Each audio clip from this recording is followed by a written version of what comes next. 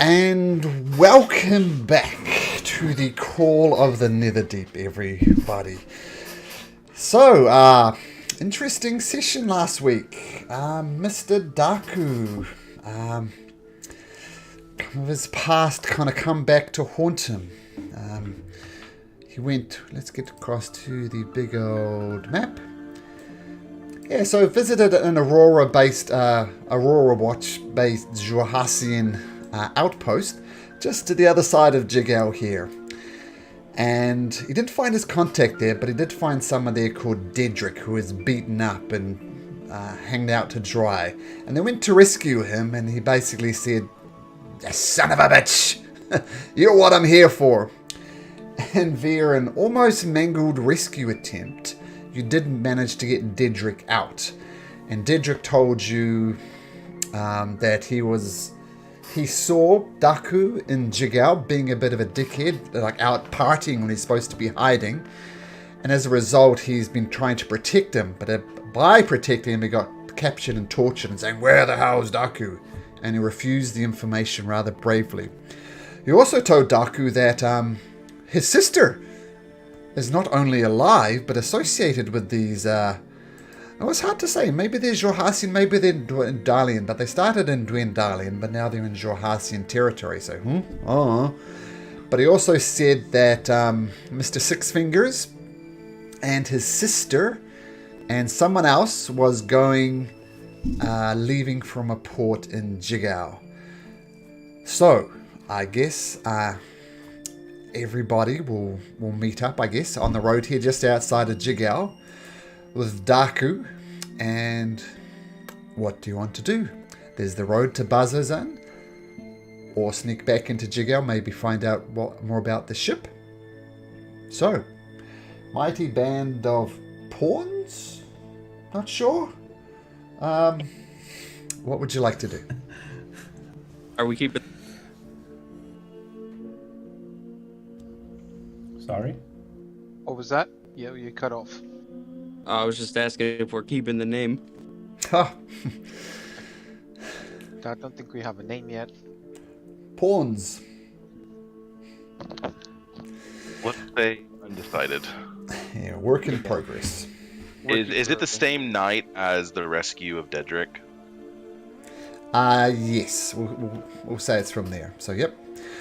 So saying you rescue Dedrick, you carry Dedrick, he's a mess, and you carry on the road to Bazozan, and that's where you meet up with your well-rested companions, but people who were part of the Espionage Act. You're in whatever hit points you were, but there's a long rest in the future.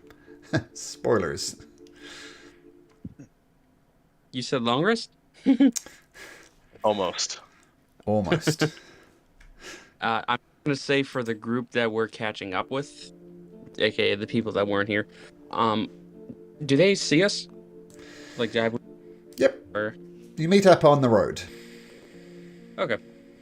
You just see a very bloody Daku who, and his face looks like his soul has left his body. That's all I'll say. Okay, you killed someone, didn't you? Actually, he saved someone. Well, he did also kill somebody. But self-defense doesn't count. But we also didn't kill several people. Yeah. Well, All in all, what for happened? me, It was for the it was a big good, success. I thought this was gonna be like something quick and easy. Why are you all bloodied and all? And who's that? And Edward will just point to the new member of the party. And the Daku. new member looks even worse than Daku. He has an inability to stand, can't walk, and the people coming from the outpost are basically having to carry him. Can I try and give him some strength, or at least some motivation to continue on the road for both Daku and his friend? Because Kamek also says, Daku, I kind of recognize as well the look you have in your eyes. I'm here if you need to talk, but maybe let's continue on the road. Yeah, Not now. They can't even stand. We need to rest. We need to stop. a rest Yeah, wouldn't go that's why I'm trying to give bad. some motivation. What about your sleep. sister, Daku? Are you going back to look for her or not? No response. Guys, I Okay, just think also- we need to sleep first. Like, Didrik is... can't even stand. Daku is obviously not here, Okay. really. Let's just So sleep and just- talk in the morning. So just I just think food we for should thought. take- Yeah. Sorry, go on. Yeah, just food for thought. Like, just think about what you're going to do with this guy, because clearly just one night of rest is not going to do a miracle. He's going to still be kind of bad tomorrow, better but kind of bad. But what we're going to do, he's going to with us to Bazazan, knowing that it's a place filled with demons, and I don't know what is happening there, but it's gonna be a lot of fighting, I suppose. So this guy can't fight. So if we send him back to Jigal, it's possible that he's going to be captured again, because he was captured there the first time.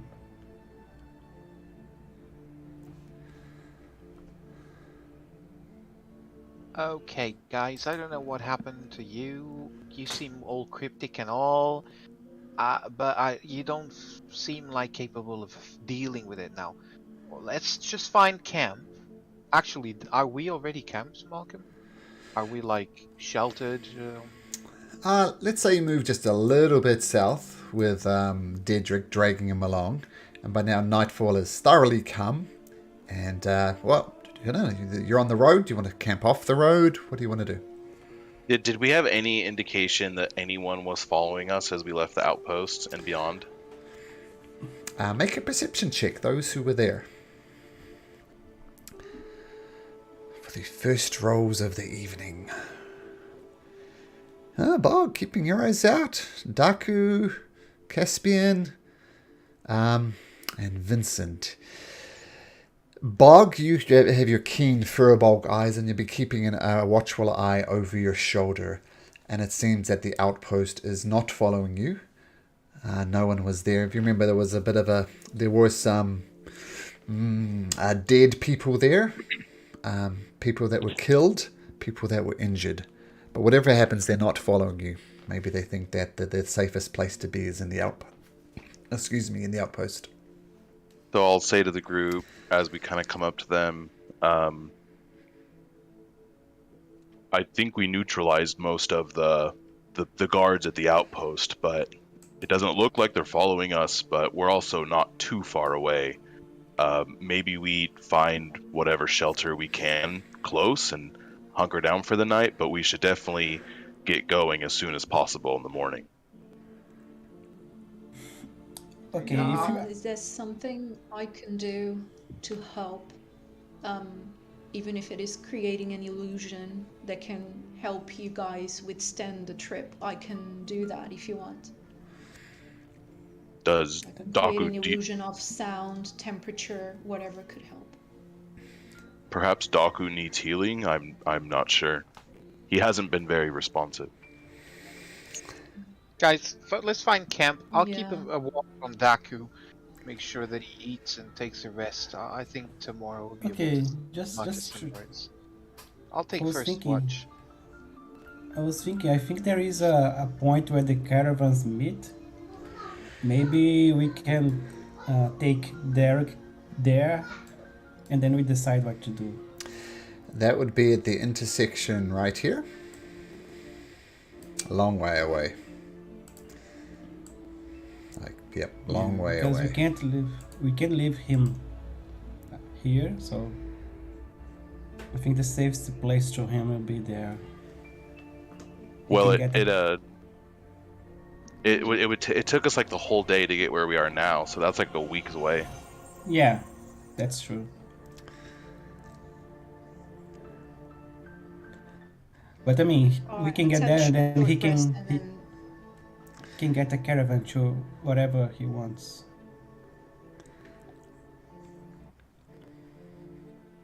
For now, let's hunker down here. Is there anywhere? Is there any? I know it's pretty barren, but is there anywhere that looks slightly close to the path that we could even hide behind a rock or something? Make a survival check.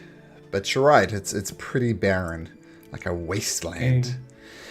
You do find something that you might be able to hunker down, a rock that would at least shield anybody traveling along the road. It's a little bit off the path. You think this is probably as good as you could hope for. I point it out to the group and just say, at the very least, we can hide behind that rock and people on the road won't see us. It is a little bit off the path, but it's probably the best shot we have tonight. That sounds like I a great spot. Daku and his friend. Oops, sorry.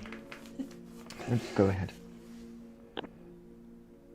No, I was just saying, I approached Daku and his friend. I'd say, listen, just nod if you're okay with this. We're going to hide, and I'm going to teleport you towards a safe place, and then we can all chill, talk, or whatever we feel like doing. Are you okay with that? Teleport? What the hell are you talking about? Teleport to where? It's safe.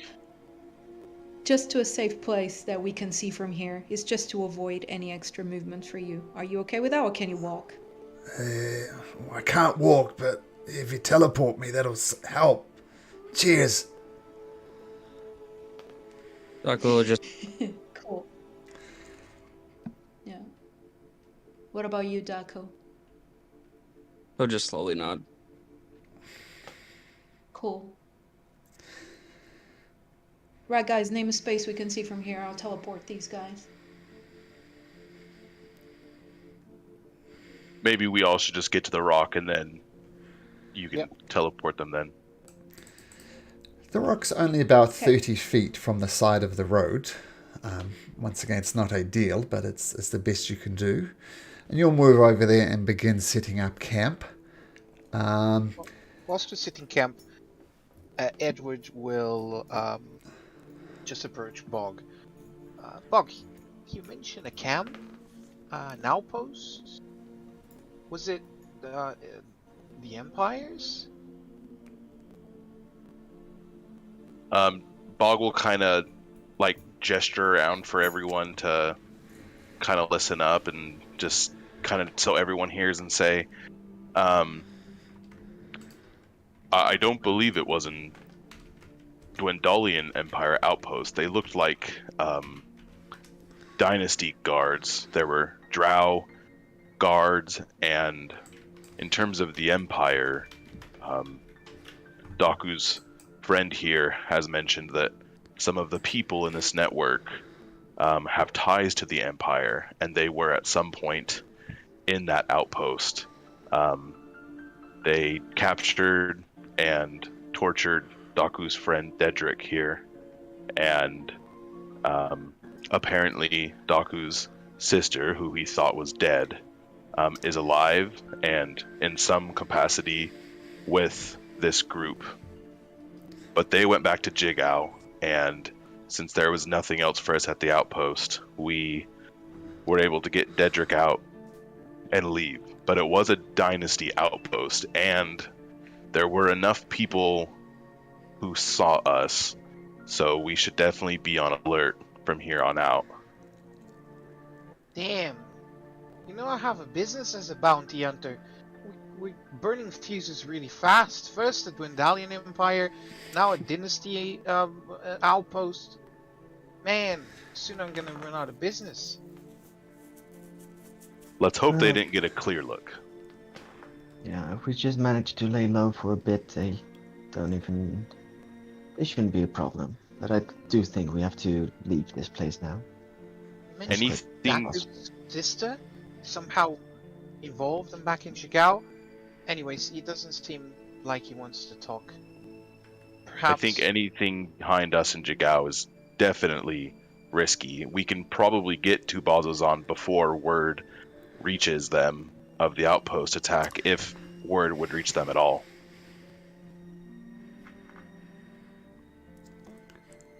Well, Is Bazzoxan when the heat. like a... The, Sorry, go on. are there boats that we could take from Bazzoxan to Jigao if we want to go back? This is what you know about Bazzoxan. Some people learned this last week. Bazzoxan is an absolute shithole. There's some type of gate that's open there that demons and devils and all sorts of monstrosity are pouring out of it. The Jorhassian patrol, the Aurora Watch, is there, and their job is basically to keep these demons at bay. It is not a pleasant place, but it's very much stopping this demonic, devilish invasion taking over the rest of the place. So it's not somewhere you'd choose to go on holiday. It's a nasty place, and no boats leaving there. It's an outpost, and it's a wretched outpost at that. A lot bigger than the one you're at. Like, it's quite big, but still. Not a pleasant place to go at the best of times. Well, if you guys explain what happened, I watched the stream, so I'm up to date with what happened. If you guys explain roughly what happened, like Bog just did, Edward will, like, almost immediately say, "Look, from what you say, his sister seems to be okay. As far as we know, this amulet guy that's pleading for help, he's definitely not okay. There's a lot of heat in Jigao for now, like it seems. I think we better let the dust settle. Unless Daku wakes up in the morning and he absolutely wants to find out more about his sister, I say we continue with the mission. Plus, there's a whole new party of guys that, if you remember, if we don't go to Bazzoxan, they'll straight on go take the amulet from us and go there themselves. I say we go Bazzoxan. Keep with our main mission. Plus, there might be a lot of gold." Is Um, Daku okay. sitting alone or close to us? He's going to just enough cleaning his rapier. I'll keep a watch on. Did Casper? Did you tell everyone about what happened with Irvan? The attempt that he did to Yeah, I would have told everyone. Irvin tried to steal the amulet while I was out shopping with Bog, and we managed to avoid it and stole his coin pouch in return, but it does appear they are not as friendly as they sometimes appear. They want the honor. Sorry I wasn't there, Caspian. I think this amulet is pretty important, and they recognize that. It's worth a lot of money. I just feel like Think they just Yeah. want glory. I All think right. we have Team, I think guards. there are two things.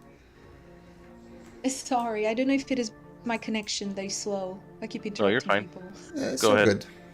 Sorry about that. Kemak says to the team that I think there are two really important things right now. One is, does seem like we cannot go back to Jigao right now. It's too soon. We need to give some time. And second is, I want to make sure that Daku is feeling good enough to continue the journey, and I don't mind keeping an eye on him as well as you guys progress, and I'll meet you. But I want to ask him in person, privately, if he's okay. I think Daku is not on call right now. Well, he's not replying anyways, so I think you're only gonna get an answer tomorrow. I think we have dynasty guards at our back potentially, and there's a lot of heat, like Edward said, in between us and them. Whatever info about Daku's sister in Jigao we could find out, we can find out later. But I think you're right. We need to get to full strength, and in the morning continue to Bazzoxan and keep out for both the guards and the other party, because they definitely want that amulet, and I'm sure they'll come this way. Edward points to Bog and smiles. See, he's smart. Regarding the amulet, does anyone have any small metal bending skills that we could perhaps make a sort of safety lock around it, that it can't be removed as easily? I can work on that. I have some skills in tinkering. And speaking of which, I'm gonna to work on an improvised walking stick for the Derek guy. I'm gonna get I have a torch, and I have a shield that I'm not using. I'm gonna scramble some parts of the shield and the torch and make a cane or walking stick for the guy, the Derek guy. Dedrick, yeah, okay. Yeah, Derek. And also working some time of also get the try to use the metal of the shield, try to bend it and make a kind of a how can I say?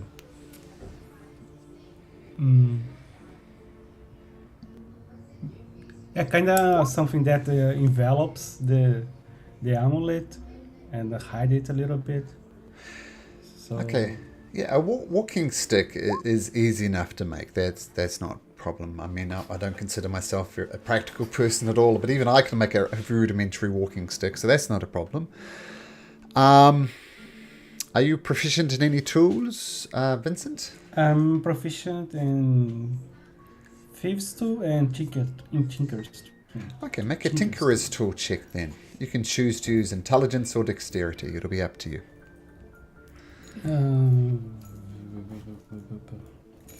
Okay, dexterity. So just a dexterity check. Yeah, but so it'll be dex plus your proficiency. Yeah, dex plus proficiency. Yep. Okay. That'll be the equivalent of a Tinkerer's tool check. So yeah, my dex plus 2. Okay. Okay. So plus 2, 21. 21. Okay, so there is it's a fairly solid clasp on the back of the amulet, Caspian, but a fairly well made clasp, I should say. But it's, as you found out, it's easy enough to take off. But you fashion a little, bend some metal and twist it and so on, then it's still possible to get it off, but you kind of have to lever it slightly, pull it to the side, and then undo the clasp on it as well. So if ever Caspian is going to get pickpocketed again, maybe get the locket stolen, it's going to be a lot more difficult. You did an excellent job, Vincent. Nice. That's too solid. Yeah, no problem. I can make it also sing for you if you want. I'm kidding. Maybe some other time. Now Okay. I kind of lay out my bedroll and just go to sleep. Does anybody have any magical means of guarding around us? Any perimeter defenses? I'm not sleepy yet, so I don't mind staying on guard for a few hours. Yeah. Also, I'm fine. The most that I did was running on the whole thing. No, that's not So- true. You ran through Dedrick over the back of a moorbounder, so he splashed on the other side, and then you ran Oh back. yeah, I did that. Yes, exactly what I did. So yeah, I'm fine also to stay up. Okay, so it sounds like it's Vincent and Kimmick who settled down. Dedrick is already passed out on the ground. I imagine one of you is nice enough to provide them with a sleeping roll, a sleeping bag, or a sleeping mat type of thing. And he lays down and he's out. Now, as you're all getting ready to settle down for the night, it's quite a clear night. And you stop and you kind of collect yourself, thinking about like Darku, what's up with Darku, this weird character Dedrick, and, as someone pointed out, enemies in the Dwendalian Empire, enemies in the Jorhasian Empire. Bad combination. But you look up into the sky on this clear night, and you see Exandria's main moon, Kether. Just pretty much like our moon, a bright white moon. It's full, so you can see the full face of it. And just to the side of it, you see Exandria's second move. What's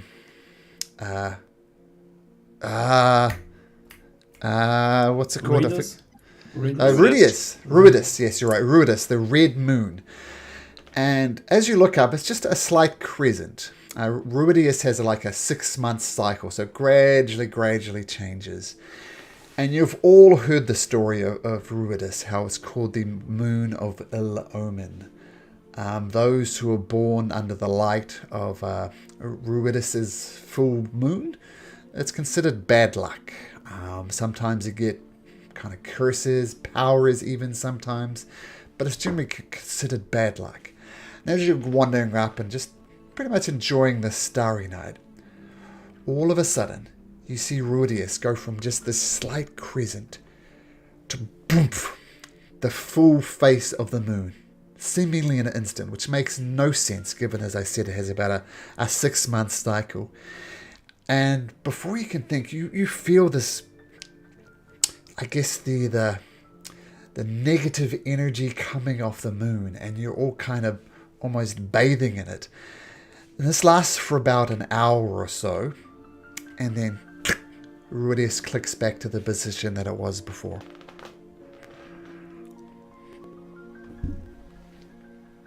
What was that? Whoa. Is that strong enough to wake any of us up? This is before, just as you were setting up camp, so no one was technically asleep at that moment, except for maybe Dedrick. We've never seen the moon doing that, right? Nope.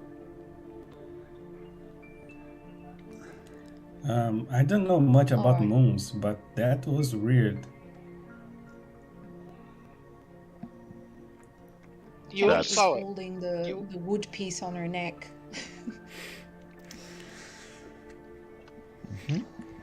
That was definitely concerning. Yeah, Kamek is holding the wood piece on her neck, and she's like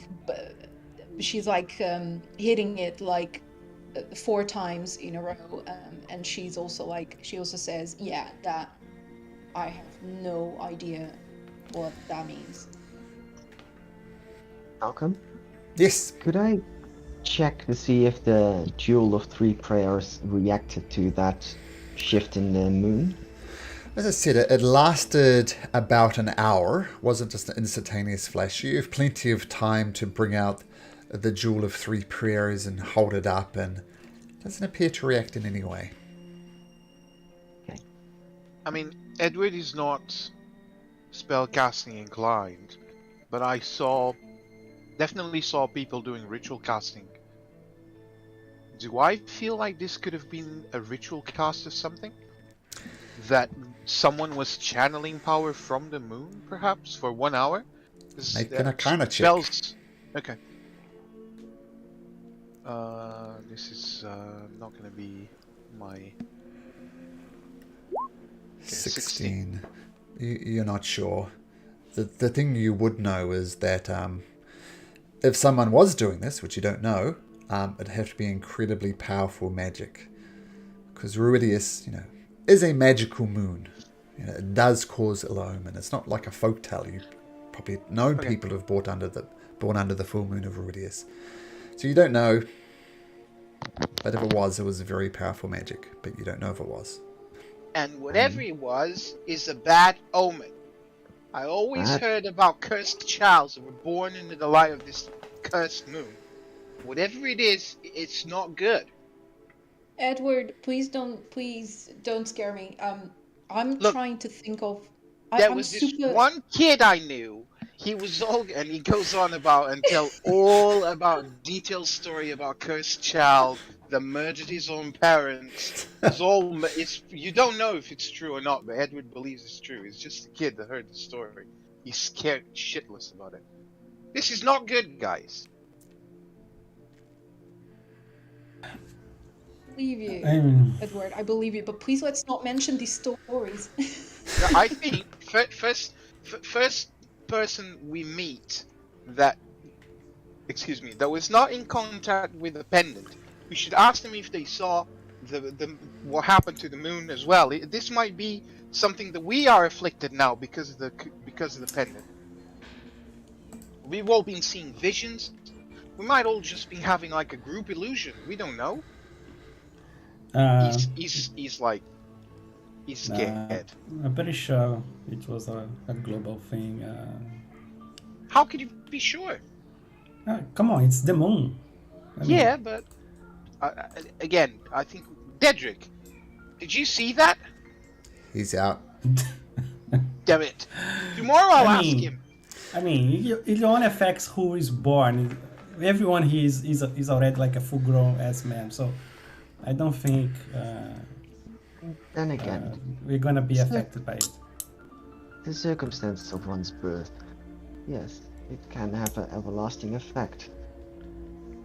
Do you really think I was born with purple eyes or any of those abilities? Abilities and such things do not affect one's choices later makes in life.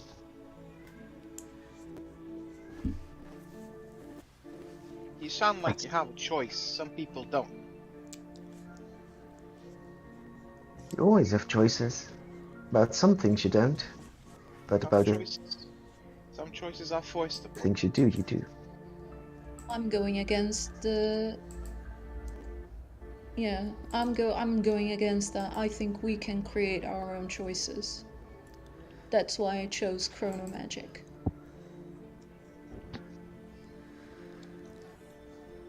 Let's keep these kind of discussions for tomorrow after a nice long By sleep. the way, did you guys notice the awesome shield that Bog is using? Is a turtle. Turtle. Not turtle. Horizon back. Why don't you describe your shield for us, Bog? Yeah, I'm sure. So the majority of this would have happened right after I got it, because we were all still together in the inn at that point. But let's see. So yeah, I mean, I would have demonstrated it to you guys as I came in, but it's essentially the shield of a young horizonback turtle, or a shell of a young horizonback turtle, kind of fashioned into a larger, longer, almost kind of tower shield like shield, and it can be outfitted like one hand, like through my arm through it, or also wear it on my back. And I would have definitely taken Kemek aside and told her, something to the effect of like, I understand how awkward this could be, and I respect you, and I have the utmost respect for nature, but I just thought it's part of nature is to continue to use things that can be usable. So this is both a way to protect me and also pay homage to nature. So I hope you're not offended. Kamek just, almost halfway through as you were talking, she just puts her hand on your mouth so you shut up and just says, "You will not talk to me for the rest of this day. You don't do that." I'm honestly, and she backs away. I'll like sheepishly like hide it under the bed then for the rest of the day we're together in that inn, and then I'll wait to pull back out when they leave in the morning. I think that's pretty cool. I mean, you guys use me as a meat shield all the time. I don't see a problem using the turtle. Honestly, it's quite ironic. I like it. Nice.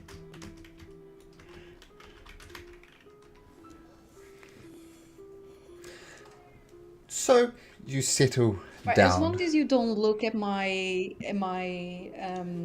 how do you call it in English? Shell? At my shell. As long as you don't look at my shell and start thinking, and start having crazy ideas, I'm okay with that. Of course not. Of course, when a PC falls, you often loot the body. I wonder if maybe one day Kimmick falls, how you will loot Kimmick's body. I want her shoe. Yeah, Hope we don't find out. before going bed, I'm gonna ask Kamek. I'm gonna say, hey, Kamek, I noticed, like back in Jigal, that you got a letter, then afterwards you were kind of strange. I mean, I don't want to pry, but are you worried for something? Can I help with something? Oh, yeah. Thank you for asking. Maybe another time. I promise I'll tell you, but give me just a few more days, and I'll tell you everything. But it's okay. I'm okay. Okay, if you need it, just tell me, just talk to me. Yeah. Okay. Thank you so much. Yeah, I really appreciate it. Good night. You settle down. None of you could get to sleep under this Iridius full moon, but as I said, it goes back to the crescent shape once again. And it was Kimmick and Vincent, I believe, who take first watch. Now, Yep. something about these plains. They're cold. Okay? It's like a desert at the night. It gets very cold. So I need to know if you guys plan to light a fire each night or not. I feel like we Yeah. probably would have spoken about making ourselves extra warm with blankets and whatnot, but not lighting a fire to attract attention. But that's what Bog would have said, essentially. Okay. Okay, so it sounds like you're using... Yeah. If correct me if I'm wrong, but if we're by a rock, the rocks naturally holds heat. So during the day they heat up, and during the night they release it. So would it be warmer if we stay by rocky area? Yes, yes. I'm going to say with Bog's excellent survival check, you do just that. You find the rock Okay. and it gives off some heat. So tonight, at least, no ill effects from sleeping in the cold. For tonight, Cool. at least. So you I've got bundle a up warm. firebolt as well. The old firebolt fires away. Kimmick and Vincent, I've got a firebolt that can warm me. Yeah. make me perception checks as you keep watch during the night.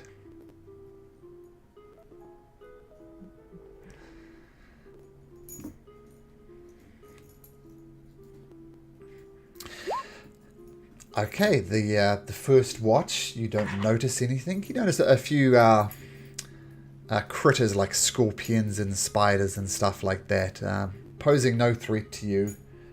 But yeah, it's the watch goes without night, so yeah.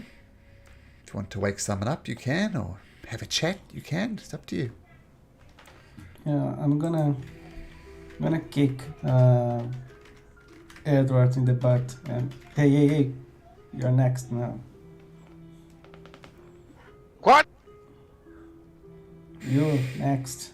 Streaming out was such a lovely pace. I just finished my performance. Never ever Yeah. will do that again. I was basking in people chanting my name. Yeah, like damn it, you like go you to do sleep. every day. Go to sleep. I take. Yeah, I'll keep an eye on Daku as well. Who's with me? These people don't respect sleep at all. I mean, that's not a way to wake up someone. Oh. I don't know, sing a song, you slowly wake them up. It's okay. Uh. I'll get my revenge. It's okay.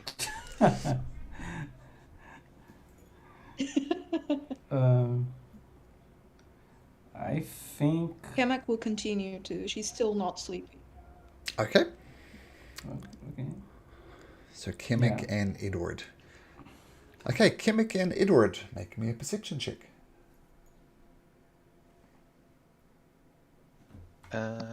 Perception.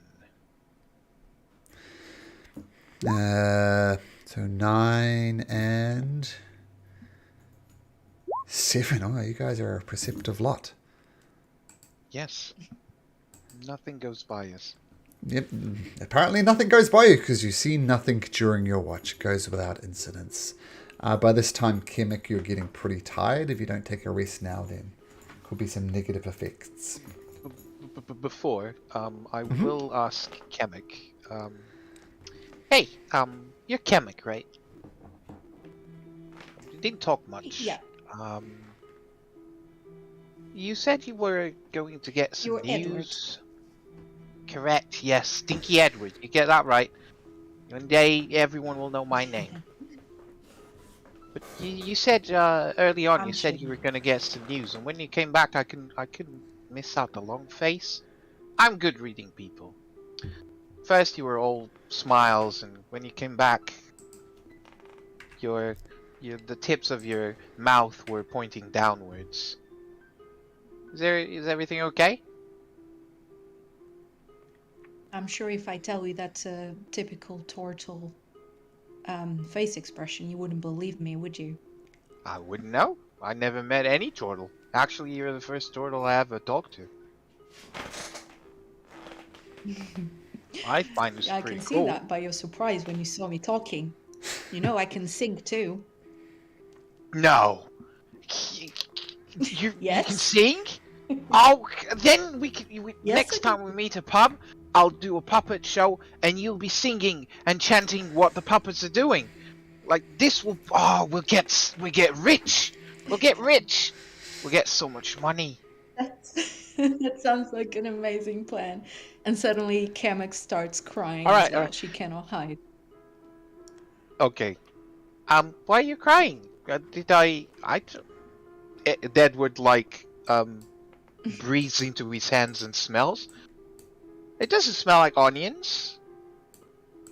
No, it's just that for a long while I haven't felt like having fun like I've been having with you guys. You seem to be an amazing team, and sorry, it's been very tough for me. Sorry, I don't mean to interrupt your fun moment. I think that's a brilliant idea, and we should definitely make some money out of singing and dancing. Look, everyone has its bad moments. I certainly had more than a few, but whenever I feel sad and Edward grabs a puppet of a woman, I just talk to my mum. This is Esmeralda. She's my mum. I never really met my real mum, so she listens to me. She understands me.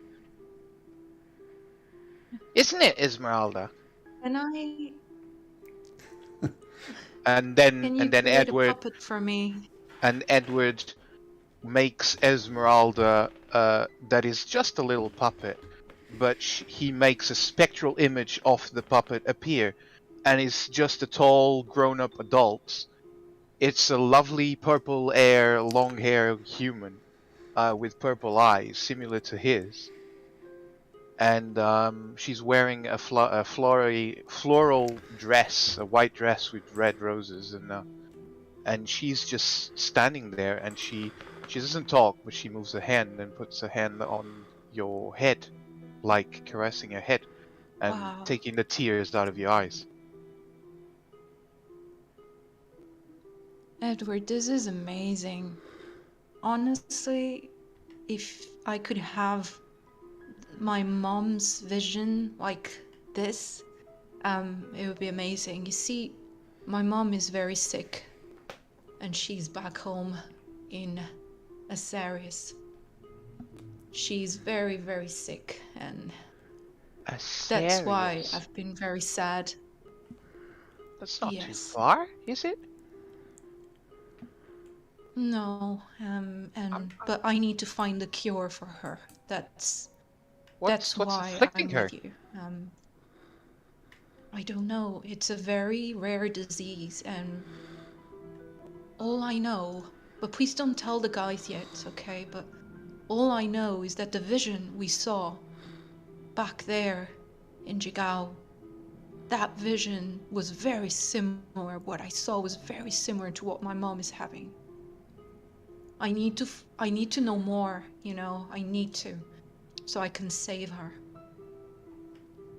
The puppet of Edward like twitches his right fingers so that Esmeralda holds your head with both hands and smiles at you. Look, then we're on the right path. We're going to Bazazan, and I'm sure we're going to find a cure for your mum.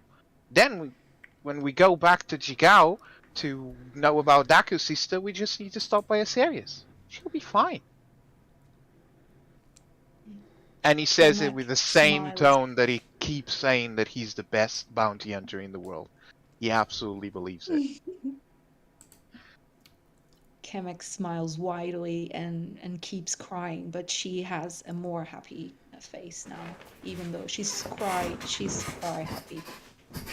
happily. And the puppet disappears. Thank you, Edward. And he wraps it back in the leather straps around his waist. Where you can see there's a lot more puppets. At least 6 or 7 more.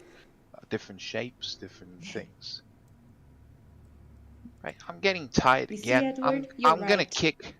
kick Vincent just to tell him that he's not his watch, and then I'm gonna wake up Jemmy. Yeah, you're right. Let's continue with the journey and everything will be fine. I think I should get some sleep as well. Thank you. Yeah, I just go kick Vincent in the nuts. And Roll perception first. perception. Yeah. Find them.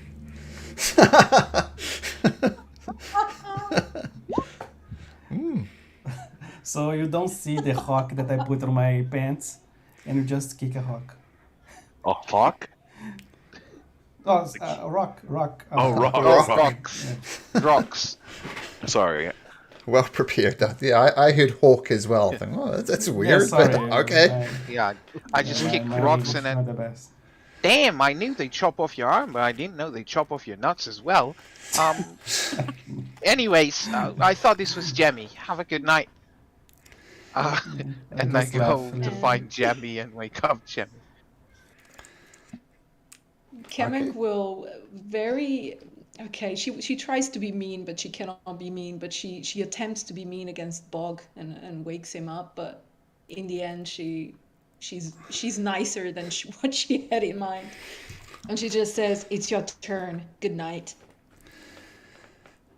Okay, Jimmy and Bog. Well, first of all, before anything else, make me a perception check. See if you can beat a 13, which is the best so far. Has it been 8 hours since I fell asleep? For Jimmy and Bog, yes, you are long rested, both of you. Okay. I'm gonna cast Dark Vision then, because Bog doesn't have Dark Vision. Okay. Sure. So now he can actually see, and then he'll do. Much better. Yep, you keep your eyes open and you can see in the dark. You try and spot, once again, scorpions, spiders, the odd rat, but nothing that would be of concern.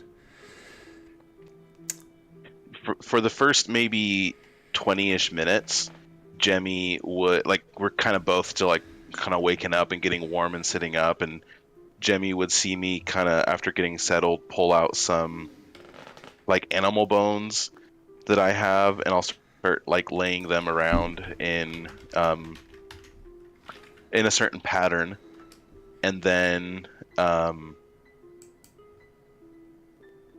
just kind of, like, explain to him quietly, and I won't even look up, but, like, just because I know he's close to me, I'll just say, that moon was not natural, and I'm going to try and see if I can divine any sort of explanation for it. And I'll cast Augury as well. So Augury, nice. I have to think how I would phrase this, because it's a plan I would take within the next 30 minutes.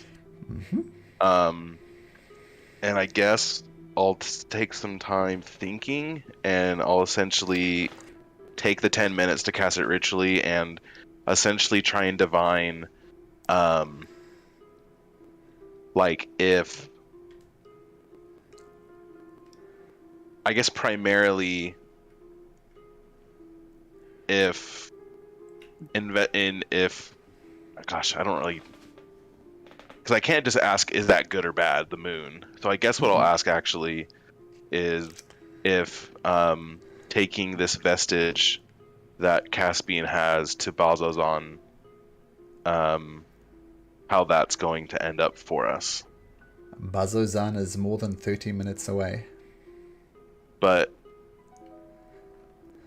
okay, a specific course of action in the next 30 minutes. Mm-hmm.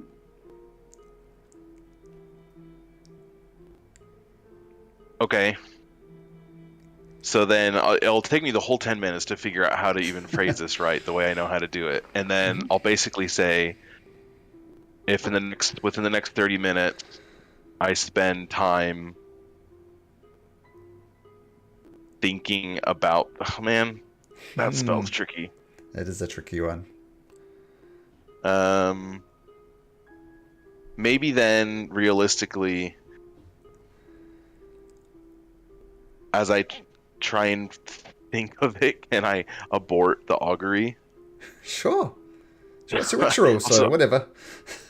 Yeah, oh yeah, I wouldn't have taken a spell slot. That's right, let me fix that. Yeah, so I would have like kind of put it all out and then just kind of, you know, if Jemmy's listening or not, just say, no good. I won't be able to figure anything out doing this. But what do you think, Jemmy? You've been on the sea a lot. I've been on the sea, and out at sea often the only light you have is stars and the moon. Have you seen anything like this before? So he'll just shrug his shoulders and say, no, I've never even heard of anything like this before. I mean, you've all seen the moon, the red moon, full, but never switching so quickly. Yeah. Just to clarify, was it full moon and he went completely black, or was it like near full moon and then he got full moon? It was just a sliver, like just I mean, it goes from like a sliver to a less of a sliver. It's got more like phases, I guess, than our moon does. So just the bare sliver of red light you saw from Rubidius, and then boom, the full moon, and then back to exactly where it was before after about an hour. Do we in Exandria, does like the do the phases of the moon Ruidus affect the sea and the sea level? It's dominated by Cather because Cather is much bigger. Laws of gravity and all that. Yeah. So Cather, the big white. We moon. would just we would inherently kind of know that like we shouldn't expect for there to be like some huge tsunamis because of that moon doing that. Normally, no. Okay, normally. But this is abnormal. So who knows? Yeah. Okay. Okay, so we'll say that the rest of your watch goes uneventfully. You don't spot anything, nothing attacks you, no guards from Dwendalian empires or Johassian. And you wake up, you all feel like shit though. Something about that moon just has you all on edge. Everybody feels just a little odd. And for the next 24 hours, you all have disadvantage on ability checks and saving throws and attacks. So pretty much any D20. Is this Do we know exhaustion? about? You all feel off as how your characters would feel. Like you saw the moon, you got sleep, you wake up and you just don't feel right. Like you start making breakfast and you find yourself dropping utensils, spilling water, stumbling over yourself. When you're practicing maybe sword movements, your sword drops from your hands. Everything just feels off, and you're pretty sure. You all know about the talks of the moon of Ilaoma and Rubidius. And that's done a number on you, apparently. I told you, we're cursed. So So no one tried Perhaps. to cast a spell on us. I think it's just we are just tired. It was not a good place to rest. So yeah, let's continue traveling. Not much to do about the curse now anyway. Let's just walk. First priest I meet, I'm gonna ask him to bless me 3 times over. So who are you Cursed. asking? Who are you asking to bless you? Sorry. First priest I meet. Ah, okay. First priest. Okay. So you gather. Yep. Edward will just check on Daku. Is he more responsive this morning? Yeah, he's kind of just sitting up, and he looks at you coming over. Morning. Hey. Hi, Daku. How you feeling? Not the best, but I'll manage. Have So- you thought Good to about hear you. Have you thought about the direction you wanna go? Direction. Are we heading to Betsy? To Bazazan, right? You said Yeah, Bazazan. that's what I meant to say. Once we Yeah. get into Betsy, son. Bazazan it is, and Edward does not touch the topic again. You see Dedrick, after his very long sleep, he gets up and he's managing to stand, and he can walk, albeit slowly, I give him the cane that I did for him. which is helping, but he's still moving slowly. Yeah, we have no carts. That's all right. We'll slows the race. Slow wins the race. It's alright, give me another night's sleep. I should be able to pick up the pace a little bit, maybe. But I'm feeling I'm dragging you down, so maybe we should just start heading to Bazazan. Let's just go. Given that we Rely are, on a fancy teleport. Yeah, well, it's only up to 90 feet though, so will help, but yeah. Let's just start walking. You start walking. And normally I'd ask you at this point if you want to travel at a normal, fast, or slow pace, but because of Dedrick, it's necessarily a slow pace. But you kind of hunker down, start heading south. The road. would it be a normal pace if Bog carried Dedrick? Because I have the what's it called? I have the powerful build feature, so like I count as large in carrying capacity, so I can carry a ton if I like put him over my shoulder, like piggyback. Can you bring up that feat for me, please, or feature, whatever it is? Yeah. This is awesome. I didn't know about this. Count as one side's larger when determined height. Sure. Actually, Dedrick would be happy with this. Just because, thanks, Bog, right? Here. I appreciate it. I promise I'll be less useful tomorrow. Less useless tomorrow. That's put funny. That's fine. I swing remember. No, I think you were right the first time. I'll swing the shield. I'll swing the shield around my front, and so I have like a turtle shell on my front, and then Dedrick on my back. All right. Man, this is Walking. awesome. So, Actively starts looking behind him during the walk, just to make sure they're not being followed. sure. You glance behind you. You don't see anything. You're kind of out in the wastes now. There's not even any small minor villages, no farming communities, nothing like that. Just a wasteland. But you push on with a Dedrick on your back. And after a few Can I ask moments... Dedrick something? Sure, Oops, sorry. sure.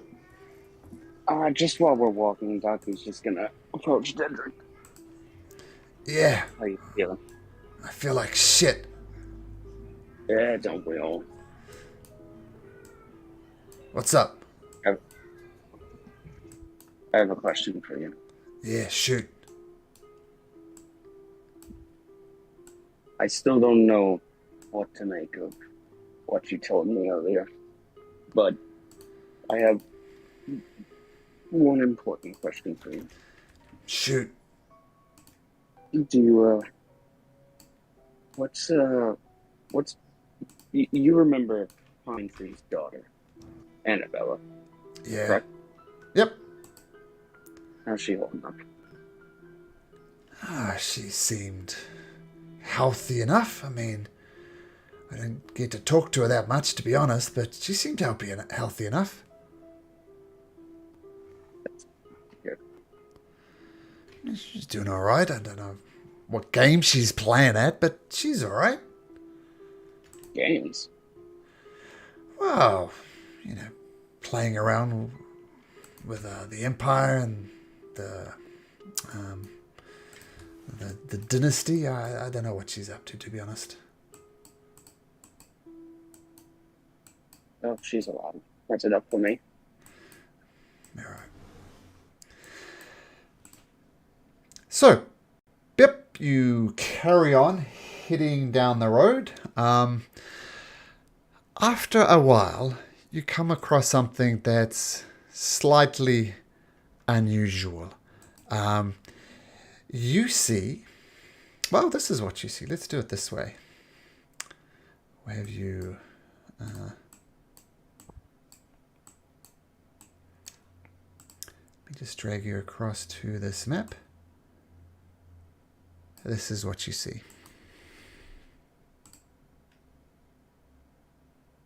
Oh crap. Oh, just a bunch of dead people? Dead people? Horses. And horses as well, yes. And this strikes you as very odd as well. It looks like it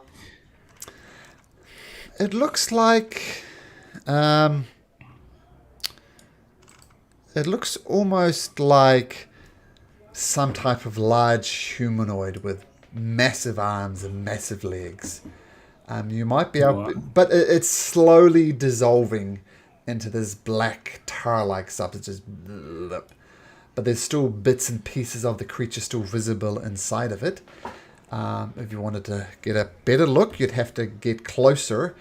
And you also look up into the sky. And you see this creature. It's about 300 feet up. It's some type of flying creature. You could also have a closer look at that, if you like. Vincent is going to look the area and look for traces of fighting or what might happen, like footprints, etc. Try to understand what was going on. Well, firstly, you can tell just by not even getting close that this, whatever this thing is, it's pierced with spears, axes, arrows, and just looking around these people here, they have spears, they have arrows, and it doesn't take to a genius to know that this thing, whatever it was fighting this thing. Okay. If you make me a survival check though, Vincent. Okay. As you skirt around here, not getting terribly close to anything. And you said he's like turning into clay? Tar. Like thick tar. black tar. Technically that should be a disadvantage, Vincent, but a 7 will fail anyway. You don't get any useful clues. You're under the curse of Rubidius, so but 7 sucks anyway, so we'll leave it there. Yep, you don't pick up on anything. Yep. Is this black thing approaching us at all, or reacting in any way for us Nope. to be... Like, okay. No, but as I said, it's slowly dissolving, but the thing that is reacting is this creature up in the air, just circling around where you are. How big is with this creature? Make a perception check. Yeah, Caspian would also like to check the Okay. word. Can both make perception checks, necessarily at disadvantage. Oh, this is bound to be good. Kamek, Yep, sure, Kamek, if Kamek you want to wants look to up. understand. Oh, Yeah, if she understands whether there was some sort of magic ritual, because she has studied a lot about magic, so she wants to understand if there was any ritual involved. Okay, make an Arcana check. Edward, you don't pick up on anything. Caspian, you don't make out exactly what it is. And it's a bit hard to tell with the perspective. You're not sure how high it up. It looks odd against the sky. But you'd say this thing is bigger than you, is what you'll get with a 13. Is it also getting closer? At the moment, it's just hovering 300 feet around. Almost like a vulture, I imagine, just kind of just circling around and around. I'm just gonna around. keep an eye out on it until it gets any closer. Okay. Bog will say, let's make sure to steer clear of whatever this black thing is. It seems to have done a number on this party. I think we should get to the other side and just get out of here as fast as we can. I don't see anything for us here. As you say that, Edward is already sending Alexander towards the black thing to prod it, see if it moves. Do we need to investigate if there are any survivors? Like, it's unlikely that everyone killed each other. As his shadow goes over, that's an excellent idea, Gaspian.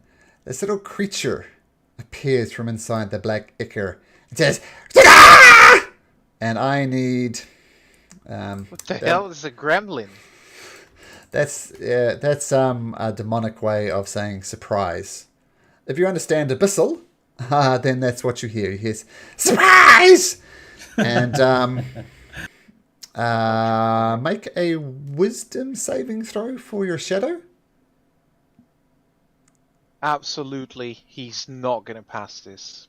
Disadvantage as well, or he doesn't have to sleep.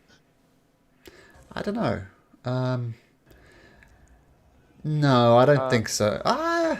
With this shit. No, your shadow's cursed as well. Everybody's cursed. If it has to make a saving throw, it uses your bonus for the roll. But it doesn't say anything about the disadvantage or advantages. No. Your shadow's cursed as well. Everything's cursed. Okay. So disadvantage. Cursed. Is your shadow... can it be frightened? It can't... let me read.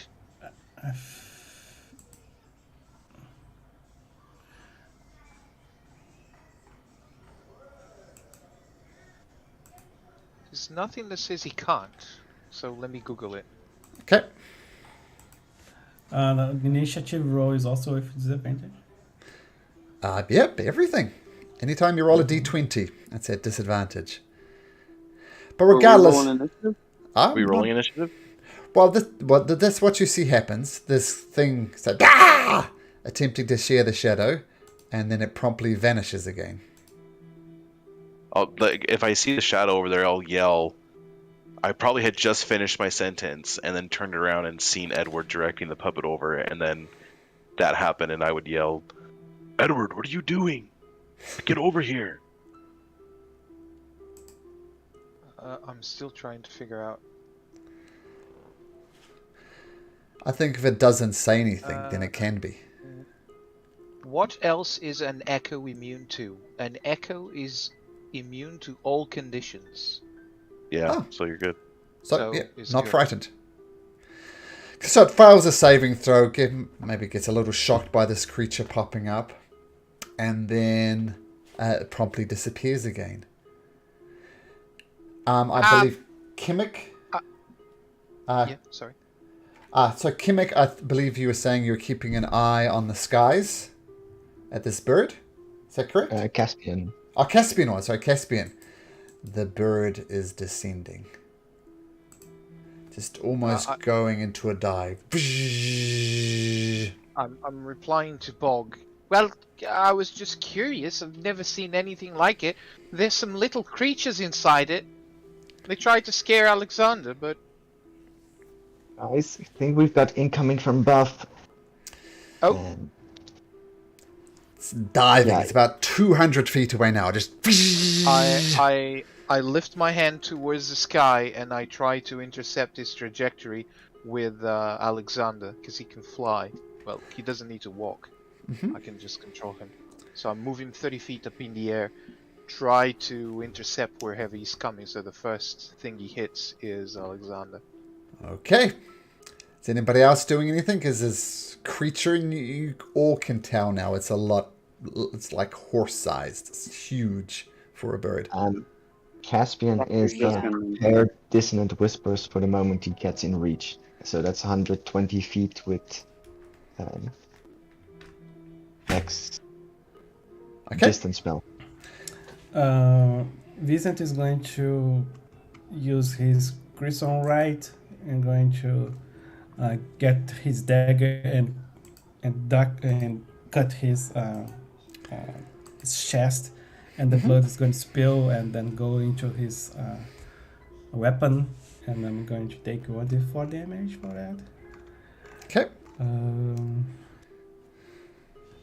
That is a We're rolling initiative with disadvantage, isn't it? Because it's an ability check. Sure. Let's get Are into we it. rolling Let's get it. initiative? Let's Okay. get it. Let's get into it. Kamek also tries to do something. Sure. As she sees this bird, she tries to do phantasmal force to give a burning sensation to the bird. What's the range of that? 60 feet. Okay, so when it gets within 60 feet, we can say you have a prepared action to cast that. How does that sound? Yeah. Yeah. Sounds Okay. good. Okay. And I want to do gift of alacrity as well to the person that's closest to me. Okay. Yeah, everybody roll into initiative. And we'll stop that. 15 at disadvantage. 15 at disadvantage. Okay, I'll add you in. Daku. Impressive. Add turn. Daku at disadvantage. 15. Got it. who you give the gift of alacrity, Kamek? I think it will be for Whoever's Jemmy. closest to me, and I think it's Will be Jemmy. Yeah. Jemmy. As we're kind of like looking up at this bird and we're kind of like hunkering down and waiting, I would yell to Dedrick and be like, Dedrick, go hide in those plants or something. Get out of here. Ugh, he stumbles over and collapses down, like just almost holding his head. He knows he's useless at the moment. Okay, so the bird descends and descends and descends, and it gets within 120 feet. Do you want to make your dissonant whisper roll? Oh, what is it? Is it a saving throw or Yeah. Wisdom 14. wisdom 14? Okay. Let's bring up its stat sheet.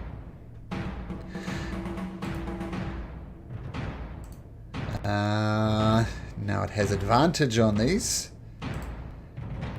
And it rolls an 18. So the dissonant whispers, this sounds come into your mind. Doesn't kick though. And the bird, which Half damage. oh, it's half damage. Sure, I'll do the half Yep. damage. This is what the creature looks like.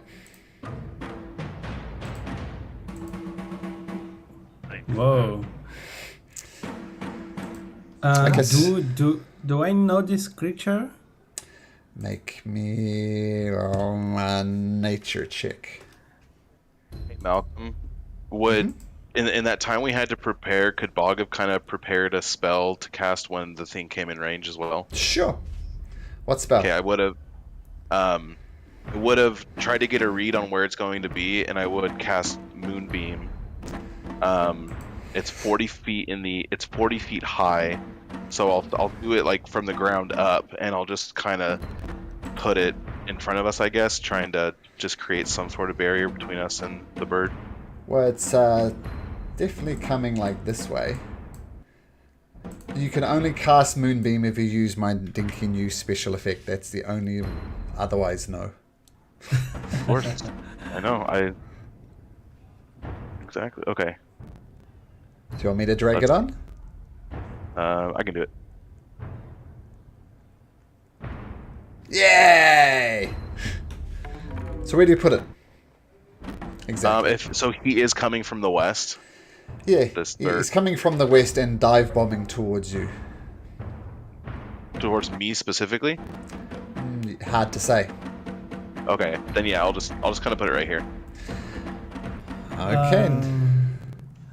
Malcolm, I have this ability, Hunters, Mm-hmm. that gives me advantage on wisdoms to checks to track fey, fiends, or undead, as well as intelligence check to recall information about such creatures. So would this apply? Sure. Okay, so it's just a Straight regular roll. nature, yeah. Straight roll, yeah. Would we also be able to move a little bit before it gets to us? Yep. Yep. Feel free to... I mean, I just dragged you on here randomly, so feel free to shuffle around. Yeah, 21 nature. 21 nature. In some ancient tombs, you learnt of this creature is called of rock. You know that it's nasty with a 21. You'd also know that it has some toxic spores that are particularly nasty that it can spew from its mouth. And that's what you'll get for a 21. Okay. So I'll tell everybody, don't be together. Let's spread out because he can poison and it can affect if more people are together. Let's spread out. Okay, so feel free to spread out. And as you do that, the creature comes down. Who had the spell that was 60 feet range? You can pop that off now. I think that was me. Yeah, Phantasmal Force.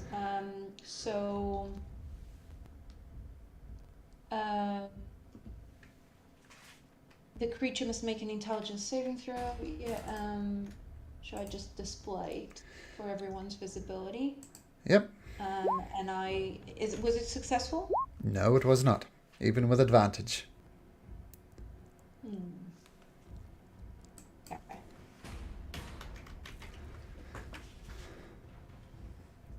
So what happens? The save was not successful, the spell was successful. Yeah, he failed his saving throw, so whatever you want to happen, happens. Oh, an actual rock fight. I see. Never mind. It's good news. I create I create an illusion of a lava on this creature body. So that will deal damage 1d6. That's over the top Whoa. music. I'll turn that music down a bit. So it takes 5 points of damage, and it thinks that it's covered in lava. Is that right? Yeah, each turn it takes 1d6 psychic damage. Yeah. Okay. But it gets to save. And you concentrate on this? You do. Okay, so as it comes within range, Chemic, you fire the Phantasmal Force. You see this creature recoil back as it takes 5 points of damage. And you are concentrating on that Chemic. Where is Chemic? I've lost Chemic. Oh, with a bright red light on her. Okay, the creature comes, just goes around your moonbeam, Bog. It sees it. It just goes around it and comes down to here. Actually, before it does that, I think we're officially in a turn order now. So, Chemic, what do you do? It's your turn. Okay. How far is the creature from me? 60 feet. 60 feet. So what Kemet will do is I'll do a firebolt towards the direction of this creature. Okay, roll to hit at disadvantage. Yeah. Oops. Need to roll again. Why? Oh.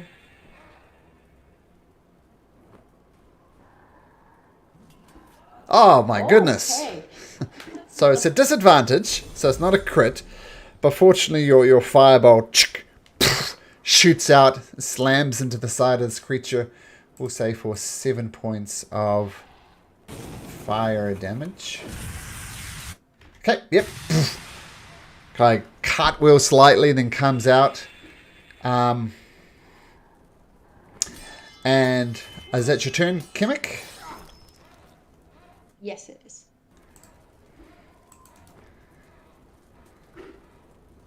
Okay.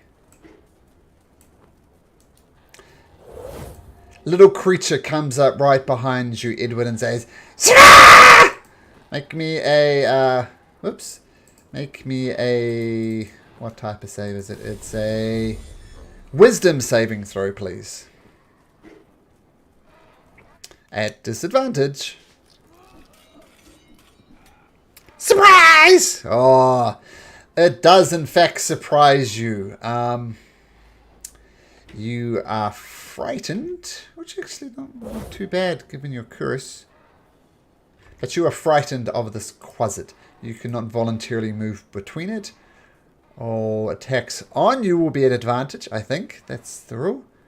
And your attacks. Okay, but surprises you. Then it cackles and takes... stays there. Daku. Alright, Daku is gonna pull out his short bow. How far is the closest one?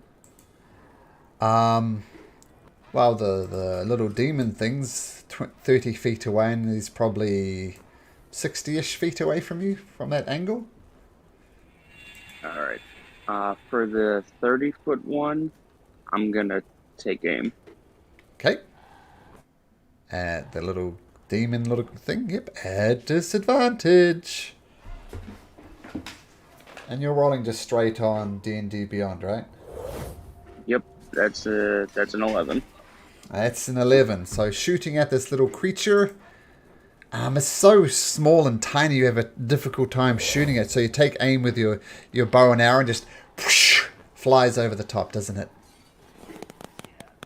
Alright.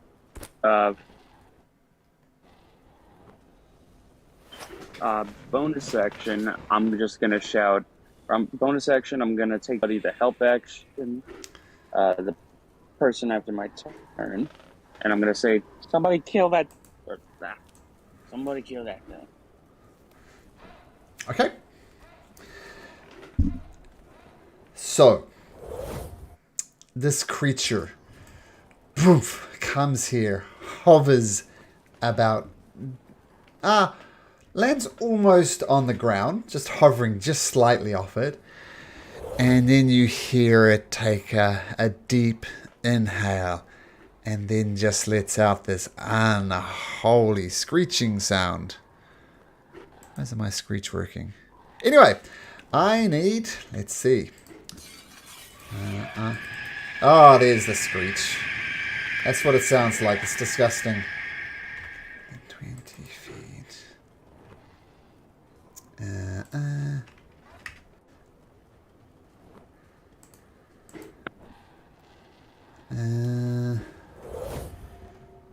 going to move slightly that way. I'll end right there. Okay, I need the following people to please make me a Constitution saving throw. Kimmick, Jimmy, Daku, the Shadow, I guess, Bog, and Edward. At disadvantage! Jimmy, fail. Bog, fail. Kimmick, maybe what fail. Are we rolling at disadvantage? Con saves. Kimmick, no. Edward, no. I got a 4. No. So I don't think anybody passed. Let's see if Dedrick can pass.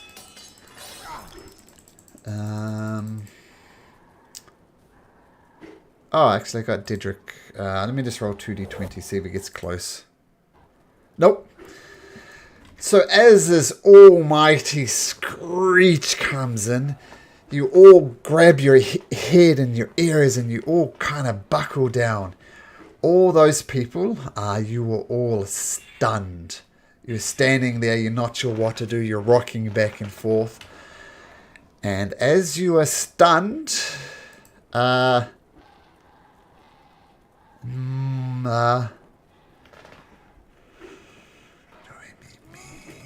do I do here?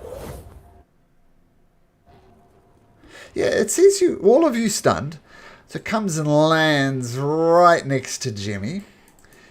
Gets out its beak, attacks you at advantage. Rolls a 19 for 10 points of piercing damage. It's like, takes a bite out of you. And then its talons rip across at advantage as a 15 hits you, Jimmy. Nope. Nope. Okay, so just the one attack across, and it's quite happy about that. So that's its turn. It's going to stay on the ground because it sees the vast majority of you on the ground. Or stunned anyway. Another one of these demon creature who was sneaking up before comes up to Edward and will attack Edward at advantage using its claw attack at advantage. Sorry, Malcolm. Did any point this rock walk past Alexander? Oh, actually, Alexander. Oh, yes. Yes, it did. Then, sorry, I meant to say, can he take an opportunity of attack? Yes, he can. Okay, I guess his attack's also a disadvantage, right? Yep. Okay. So taking a swing. Boosh! Wow, it does hit. So, yeah. Okay, hex. so he can't move then past Alexander. What he does, Alexander makes sure to intercept him and prods him with his great sword on the wing and grabs him as he tries to fly away from him. He can't get past him because of the sentinel feet. Okay, so he gets there. We'll say. Edward, we'll say then, is not you're not stunned. I think that will be the net effect of that, but everyone else still in range, so not stunned. So this Quasit will attack you, and his 18 will turn into a 9, so it just misses you. Oh, cool. Dedrick doesn't want to be stunned, but is still stunned.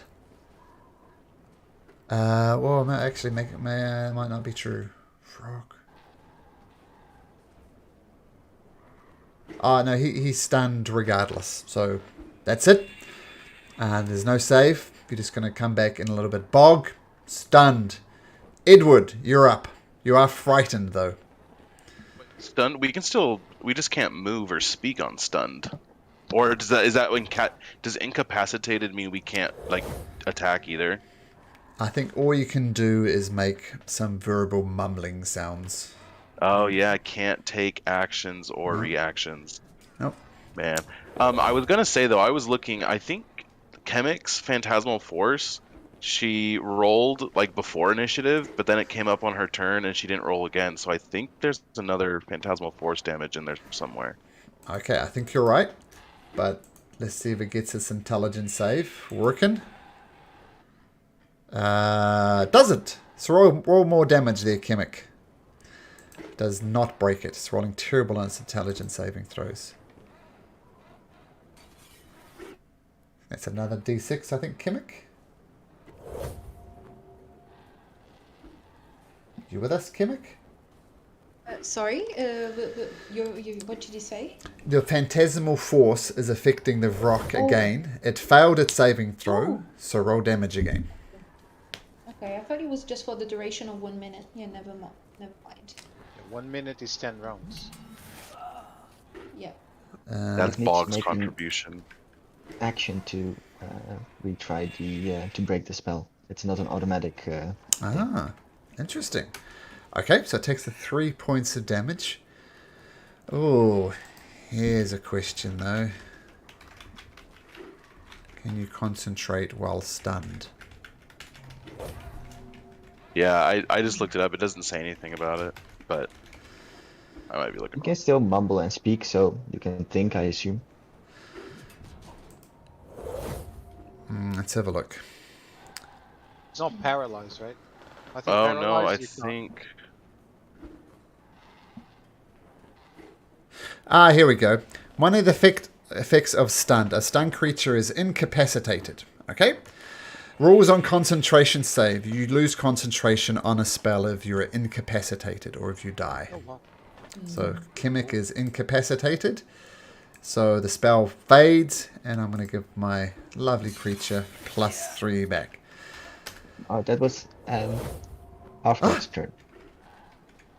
The 3 damage was from Kimmick's own turn at the start of the round before the Brock's turn. Sure. Yeah. Okay, true. That is true. But now it's off.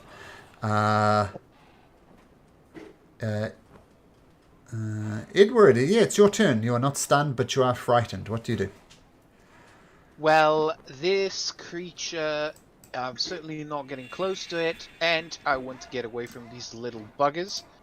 I, first of all, am going to try and attack the rock. So Alexander is going to... what the hell is this thing? Oh gosh, they don't look like the kind people, do they? Right, great sword attack with disadvantage. Yep. Let me try. Oh, true. No moonbeam.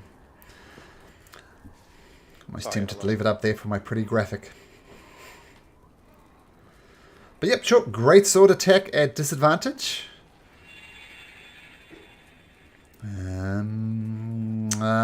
These things are small. They move around, and you No, miss. it's not the little things. It's this guy, the big guy.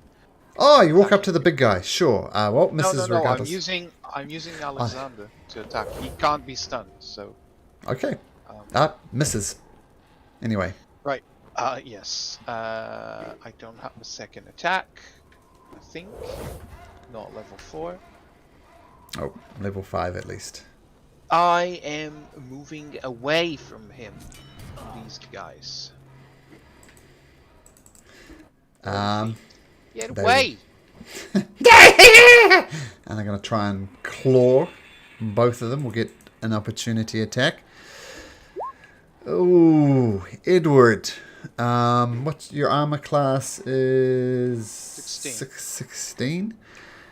Both of them hit. One of them was a crit. You take 7. 4. You take 14 piercing and 12 poison. So 28 total. Yeah, they rolled really well. So they claw at your back as you run away from them. You can make another wisdom saving throw if you like to avoid the scare effect on you. Nope. Okay. For that, I am going to bonus action second winds to heal for 11. Okay. Get away from me! We're focusing on the big bird. Damn ugly things. And yep, that's it. One appears next to you as well, Jimmy. You notice, when I say appear, I mean as it comes out of invisibility. You see nothing, and then boom, this creature appears. And it starts cackling and claws at you at advantage. And one was my claw attack. There we go. And rolls a 12. So you don't manage to dodge it at all, Dinky Edwards, but your armor just pushes it aside. Vincent, you're stunned. Caspian, you are not stunned. Yep. But I didn't roll anything. What do you mean? Because I was not in the range, but afterwards I was in the range, but I Well, didn't now roll. you were in the range, so you need to make the save now to see if you're stunned. It's a Constitution? What's that? Your Constitution save. Yep. At disadvantage. Okay. Oh, okay. Carry on, good sir. You are not stunned. Nice. So you see Vincent. He's lifting his mechanical arm, and he says, "I hope this works." And you see like the palm of his hand, metallical hand, open up, and a little cannon surges in the middle, Nice. and it has a evocation rune on it, and it fires a ball of energy on top of the rock creature, and a little bit of it starts to fall like a how can I say? I don't know the word in English for that. Yeah, a little bit of a dust, colored dust, start falling off as he casts fairy fire Ooh, very fire. on the Nice. creature. So let me try to do 20 foot cube. I think. Yeah. Sorry, Edward, but I think I'm gonna get Alexander in the middle of this. So you need to make a dexterity saving throw. You don't get to You choose see- on Fairy Fire? Nope. Oh, okay. Is every creature that you are Okay, so the Shadow and the Rock. And what type of save is it? But he's not a creature, so he's fine. is dexterity saving throw is 14. Oh, that's a Let's good see. point. So do this at advantage. What was a 17? So the Fairy Fire poof, goes off, but no, it does not get illuminated. Okay. So I'm gonna then try to move close to it and try to, next turn make an attack. And Okay. That's Caspian. Your fairy fire, does it say creatures? Each Creature, it yeah. says each creature? object, any creature.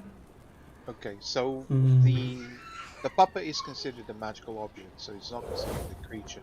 But if he So says he's out- objects, then he will be affected by it. Well, he's- Objects and affect creatures shed. So he's outlined in light, but he doesn't suffer from the.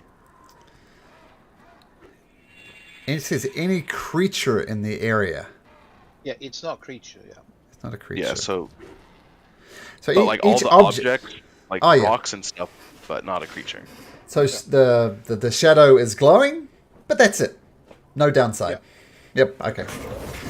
But it's glowing in the dark. Okay, finally, back to you, Caspian. It took a long time from the start of your turn to actually getting to do something, but you're up. Oh well. Caspian is going to position himself here, and he is going to blast a cone of cold Rhymes Binding Ice, which is a 30-foot cone. Okay. So they need to make a Constitution saving throw, DC 14. You can get all three of these creatures. Yeah, 30-foot cone. Okay, cool. And what type of save, sorry? Constitution 14. Constitution 14. 1, 2, 3. Oh my goodness, they're really good at this, but they failed. 2 of them failed, so they took 9 points of damage. And one Yeah, of them... I'm gonna use my Meta Magic Empowered spell and re-roll the 2 2s that I rolled, Okay. and hopefully roll better. Well, that's Yeah, much better. So it's and 11 so- plus 3? Plus 5, so total of Plus 16. 5. 16. Okay. I'm going to say these 2 closest ones just explode in a cone of ice. And what was the damage again? 16. Yeah, Nice. past the save, but you more than doubled their hit points, so even makes it. So the cone of cold goes out, and the creatures, the 3 little demon things, just pop, pop, pop, pop, pop, Was you vanish. scared? Nope, you're not scared. You don't see them, so no, you're not scared. Oh, thank you, Caspian. Ah, Wow, that's nice, Caspian. That meta magic, Wow. that did exceptionally well. Yeah. Fun stuff. That's my turn. Jimmy, you are stunned. Kimmick, you are stunned. is there any fun monk shit that he can do? They can still do. You can still do bonus actions if anyone has one. It just says actions or reactions. Oh, wow. So if anybody had a bonus action, that would be good. Do you have a bonus action to use, Kimmick? No, sadly no. Okay. And they Daku. can't break out of it? Jimmy's in What? the wrong place in the turn order. Jimmy's in the wrong place in the turn order. You're right. We'll put you up there, Jimmy. Daku, you're stunned. Jimmy? Yep, but if I can use a bonus action. Yep. Yep. Just bonus action, help action for the next friendly ally that attacks. Okay. Is the bird in 30 feet? Yep. The next person to attack that gets I guess a normal roll since everything's at disadvantage. Okay. Now I guess it should yeah. This creature was actually up in the air. So, well, you missed anyway, Vincent, but keep the... Oh, no, you did the thing. But this thing is up in the air, remember? It got intercepted by the shadow on the way down. So it's 30 feet up in the air. So we'll start from there. We might have to... We're not going to recon it. But...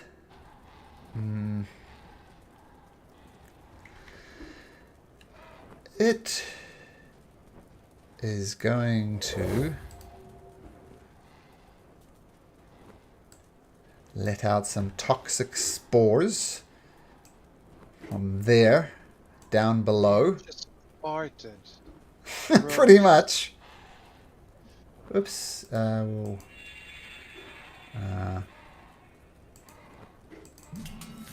just change something just quickly. Yep, so pretty much it does fart and this toxic fumes come out. It's not going to affect the shadow. But Vincent, Daku, and Dedrick, you all need to make saves. Let me actually get Dedrick's proper sheet up.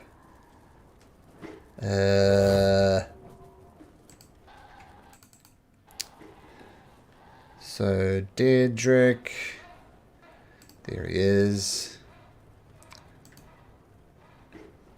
And you all need to make Constitution saves at disadvantage.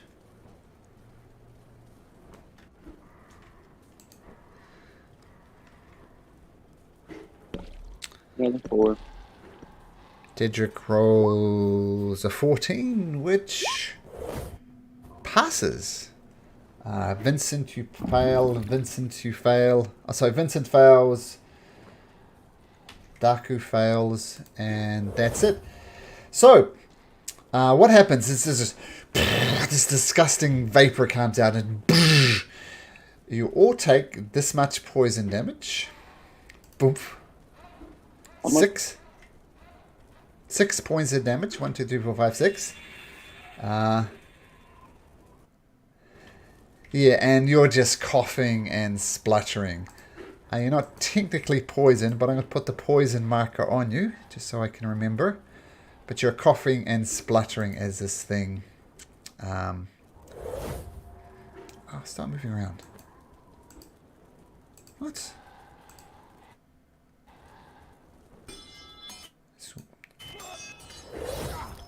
Something's weird's happening with Roll20. Sorry, just a sec. So... poisoned. Daku. Poisoned. Once again, not technically the poison condition, but this is just going to help me to remember. Okay, so the rock does that. It erupts this horrible stench, and this is you've taken a deep gulp into your lungs, and then it's going to fly. Oh, it's going to try to fly 50 feet into the air. I think the shadow will probably have something to say about that. Yes, I will absolutely try to keep him as close as we can. So here comes another attack at disadvantage, I guess. 10 is not good enough. So it immediately soars up into the air. Now it's 80 feet up into the air. Yep. Wasn't carry this on. the attack that got the help action? Yeah, Was Yeah, someone that's using the zero. help action? You can explain to me how Daku could help from 30 feet below the bird. It looks Oh, I very appetizing. used it. Oh, like in game, how we would. Yeah. You'd probably just mutter something like, "Shoot a fucking bird in a goddamn neck."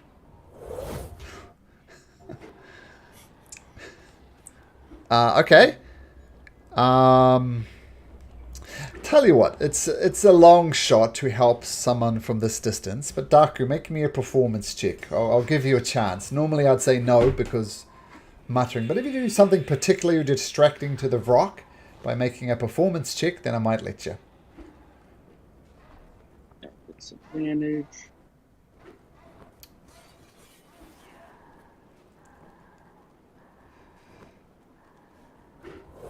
14 disadvantage. Sure. So you do get the help action. You manage to distract the rock. Now, what the hell's that guy doing? And lets out a squawk and then still raises the 80 feet in the air. Oh, no, it doesn't raise 80 feet in the air. It stays at 30 feet. You're going to trigger the Sentinel, Mr. Shadow Man? Do I hit? You do? Okay, then I do the 12. Yeah, you see, once again, as soon as this bird starts flapping his wings, Alexander just makes sure to knock him down again, and yeah, the Sentinel feat triggers, and he just can't get past it. A question: if a flying creature has his speed reduced to 0, does it mean that it falls? No, it just can't move. I Yeah. think it should fall if the speed is reduced to 0. Well, this is getting complicated. Let's have a look. Flying creature's speed is 0. Sentinel effects on flying creatures. This sounds exactly what we want. If a falling creature is knocked prone, has its speed reduced to 0, otherwise deprived of the ability to move, the creature falls unless it has the ability to hover or held aloft by magic. I think it's if that happens if it's knocked prone. I'm not knocking it prone. This is a No, but it said speed reduced to 0. Yep. Yeah, as part of being prone. I don't know. It's up to the DM. Flying creature is knocked prone, it's not knocked prone, has its speed reduced by 0, or is otherwise deprived. So it's an or condition. And one of those or conditions is true. Let's just pick it up from this point. The creature falls. Roll 3d6 for me, Mr. Shadow Man. Wow, I'm doing a lot more damage than I thought. And we'll do a dex save as it's on its way down.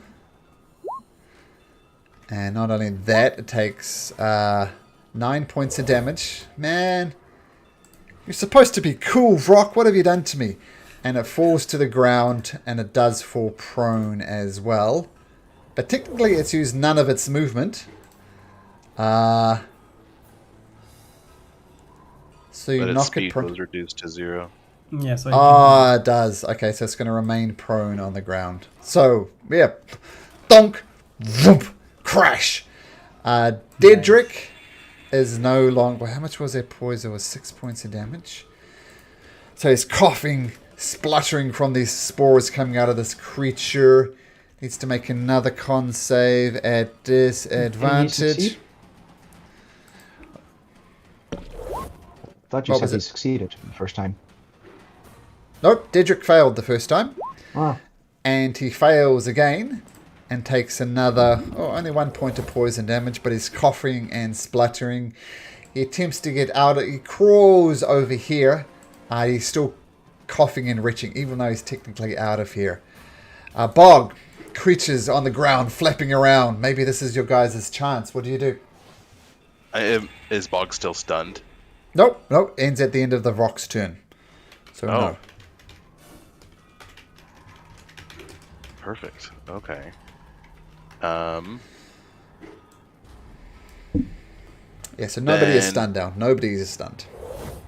Bog will cast Moonbeam again over the Vrock.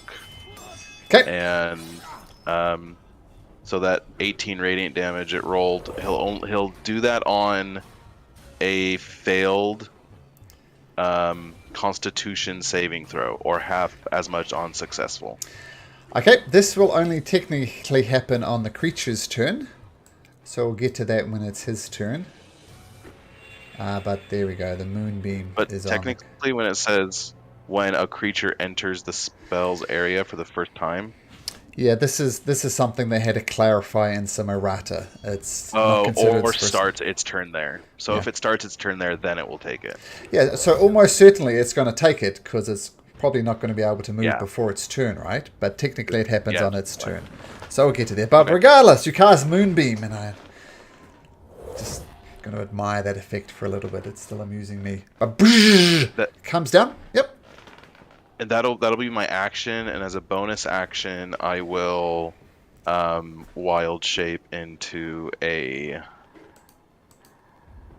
I'll wild shape into a direwolf. Direwolf. Okay, let me give you a direwolf token.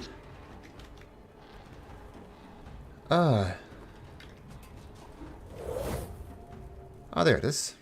Direwolf is 2 words, not 1 word. Okay, just a sec.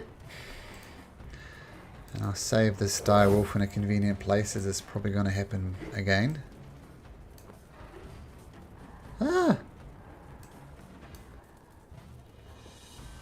Oh, there we go. There's the direwolf, and I will give you... what are you doing to me, roll 20? Yeah, look. Direwolves for days. Get rid of that one. I'll give you control over this one. Controlled by... Oops.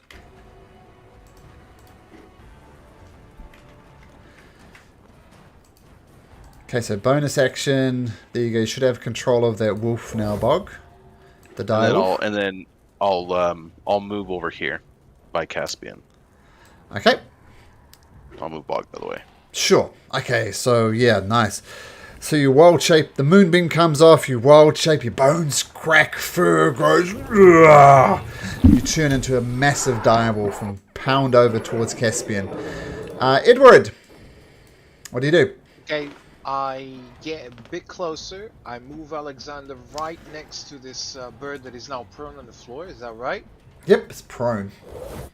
I stretch both of my arms in front of you, and I start tapping more of the blue light. So you see the threads that connect from the tip of my fingers to Alexander, pulsating.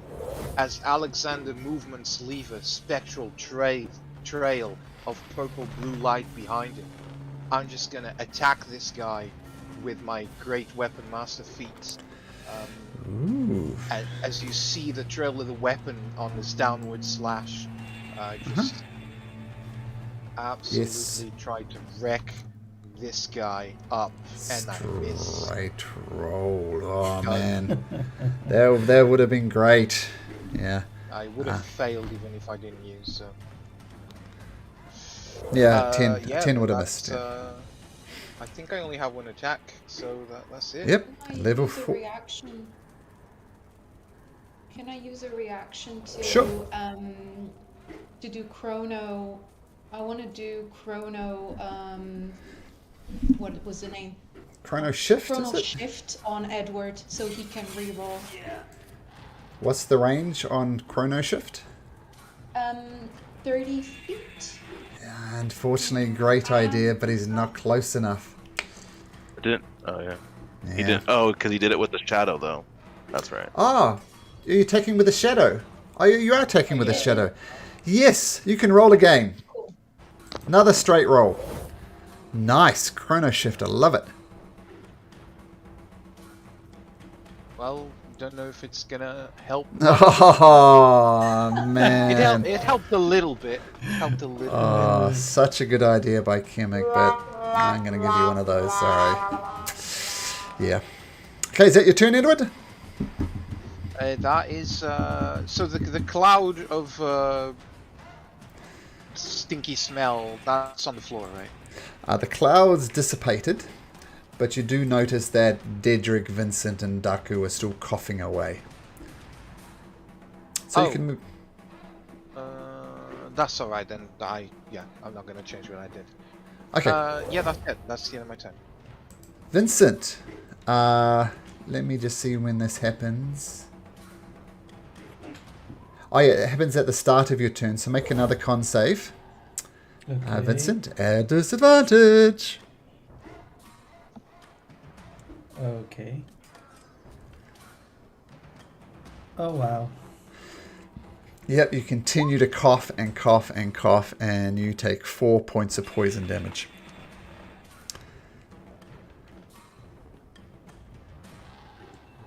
Okay.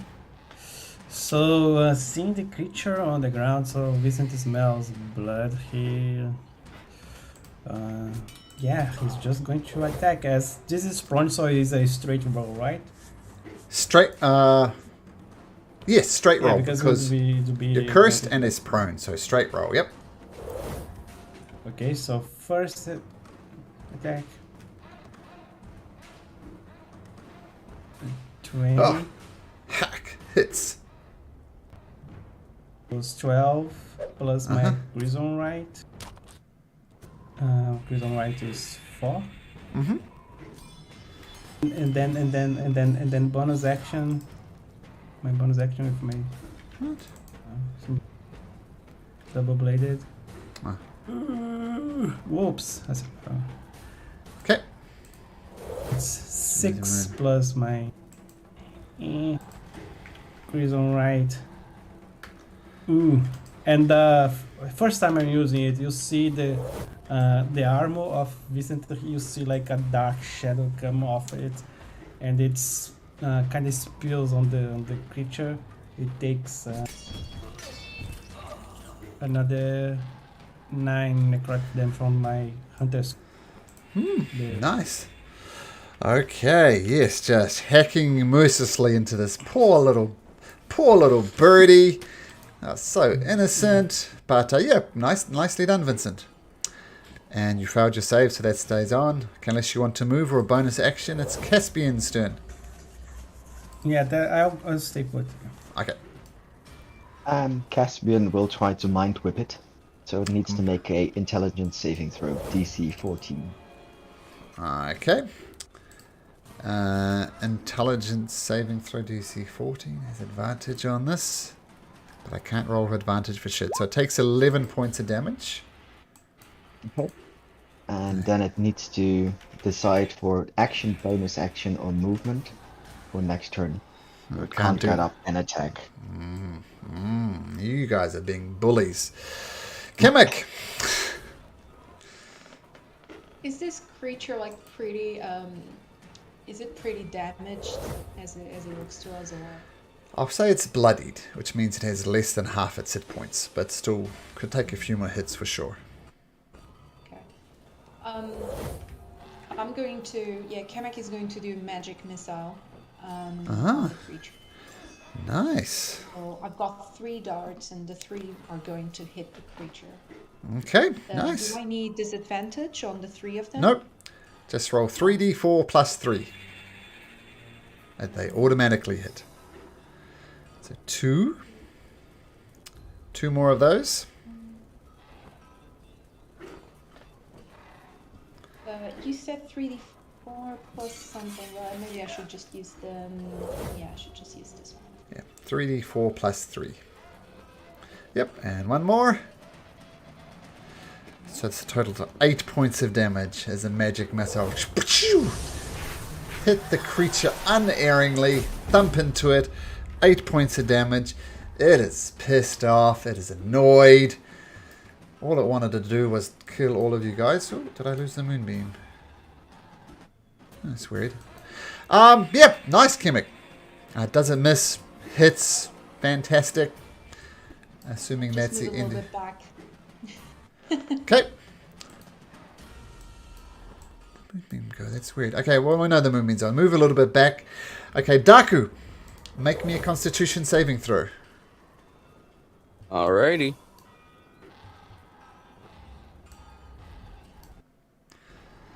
And let's have a look at the log. Constitution saving throw of 10. 10. Take that much damage, and I'll tell you what that much is. 10 points of damage. Oh. I'm bloodied. Okay. I think it's... Yep. Okay. It's your turn. You're right next to a prone rock. Oh, I don't... Oh, because I failed, I don't get an action? No, you just take damage at the start of your turn. You're still coughing out these spores that this creature had. So you get an action. Just at the start of your turn, you take 10 points of damage. Okay. I'm gonna aim my bow right at the bird. You're standing right next to it. But you can still aim your bow if you like. Which gives you disadvantage. Yep, but you're at disadvantage anyway. Can I switch to my rapier? Absolutely, yep. Switch your rapier and you can attack straight roll with your rapier. Alright. So, that's a good one.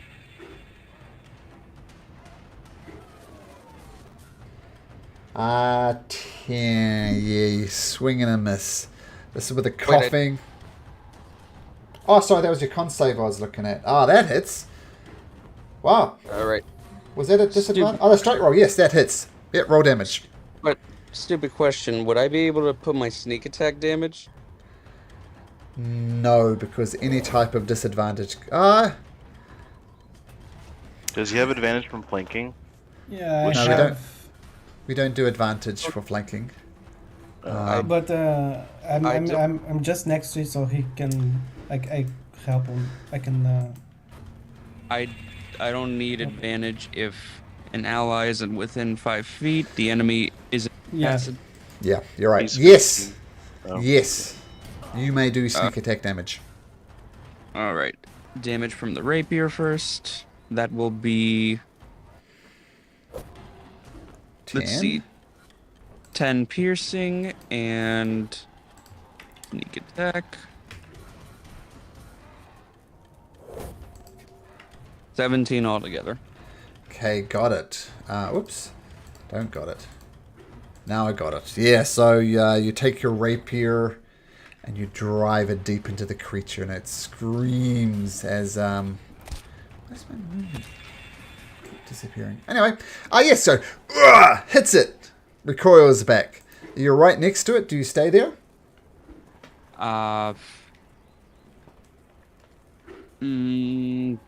I'm gonna bonus action disengage and move away.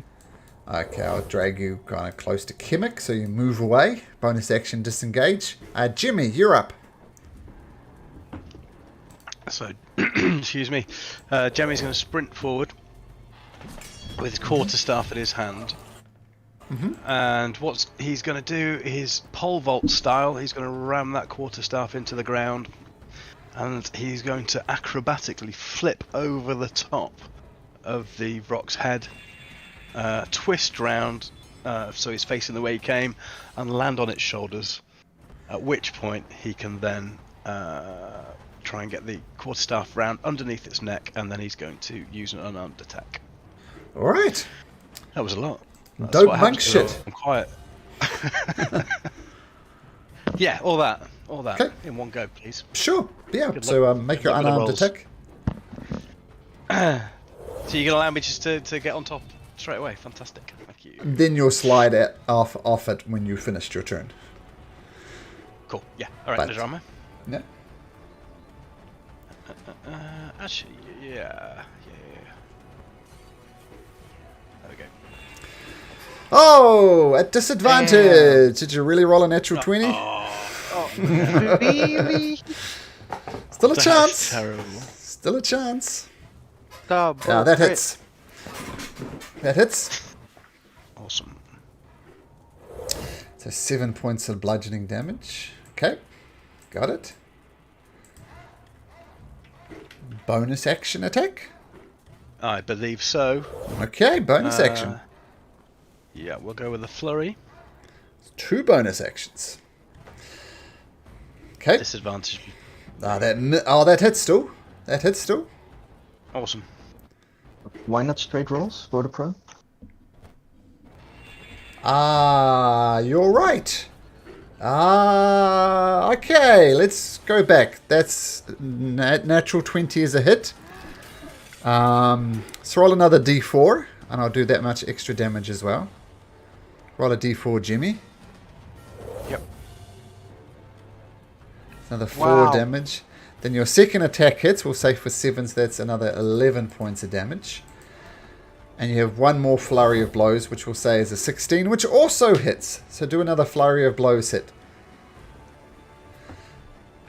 Jimmy, the dopest monk I've ever seen in my life. How do you want to do it? Nice. Oh, Fantastic. So as he lands on this thing's shoulder, he gets his quarterstaff and manages to get it underneath the neck. And then whatever the blow was that did it basically broke its neck over the top of his quarterstaff. Nice. So as the creature falls to the ground, kind of a little bit, and it dies with a broken neck, and you see, like this disgusting puddle over here, it too is slowly turning into some type of tar-like, goop-like substance. Now as the battle ends, let's take a quick short break, and then we'll get back into it, and we'll see what repercussions this has. Sound good? Yep. yep.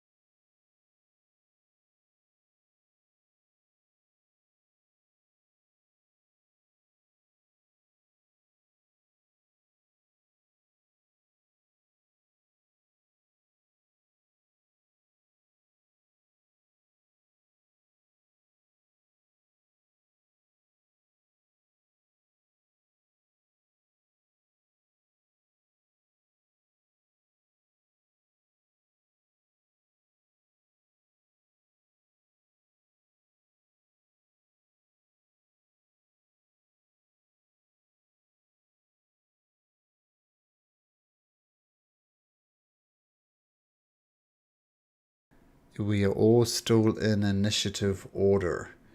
Because Dedrick, who's looking very rough, Vincent and Daku are all coughing furiously.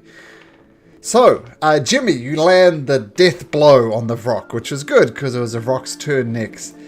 Dedrick, he's stumbling around and he is going to make, was it Constitution saving throw?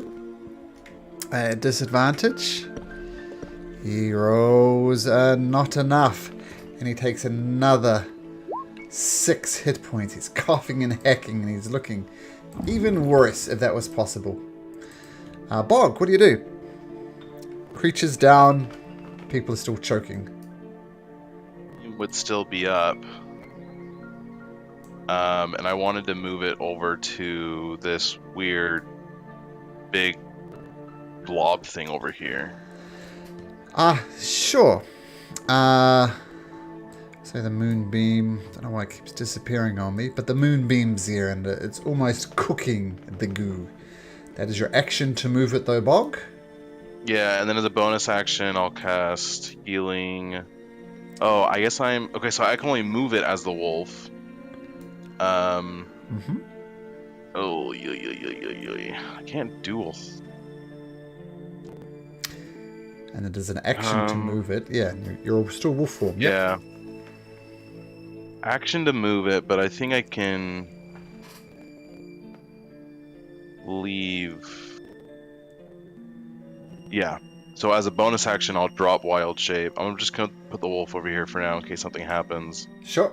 And then I'll bring Bog back. I guess here's what I would have done. Sorry, I would have moved over here as the wolf and then shaped back into Bog. So now I'm. And then your action to move the moonbeam. Yep, and I'm just here for next turn, and I plan to heal. So. Okay, Edward, what do you do? There's not much about. There's not much I can do about this. His condition. I am going to move closer here. And have a closer look at this big thing. Are there any other little demon things? Actually, the ones that Caspian killed, are their corpses also turning into tar? Yes. But the horses are not, and these people Correct. are not. Correct.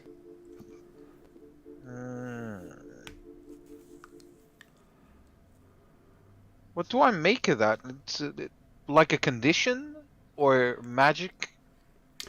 The coughing or the tar? The tar, the turning into tar. Make me. Actually, I think this will be an Arcana check. Make an Arcana check for me, Edward. Okay, this is a disadvantage as well, isn't it? Yep. Ruidius is still cursing you. Not No, much. you don't know. Don't know. And that would be your action to try and work it out. Is there anything else? No, that's it. Vincent, con saving throw. At disadvantage. Okay. Oh.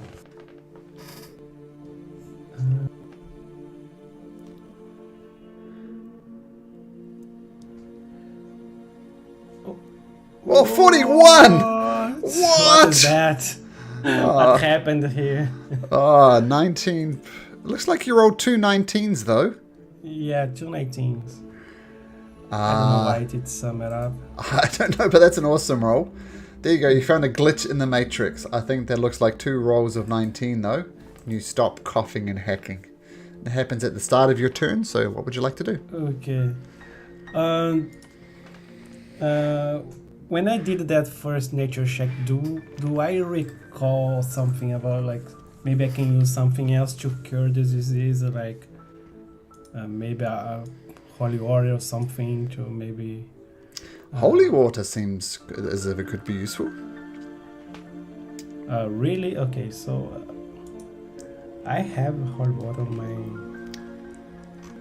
my backpack. I have a flask of holy water. I'm not sure how much, but maybe it's enough. Yeah,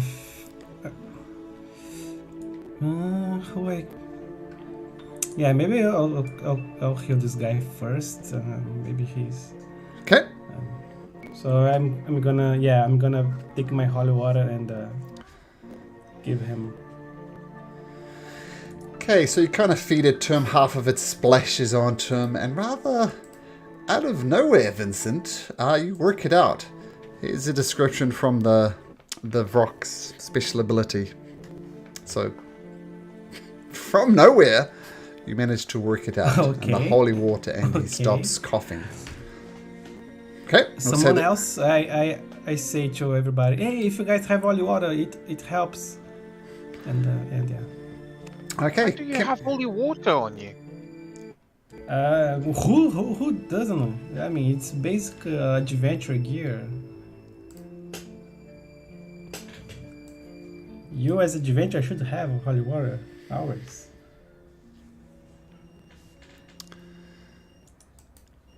Kimmick. I'm not sure what I can do to save Daku. I mean, if I could absorb the elements out of him, the poison elements, I would do. But I think that's undoable.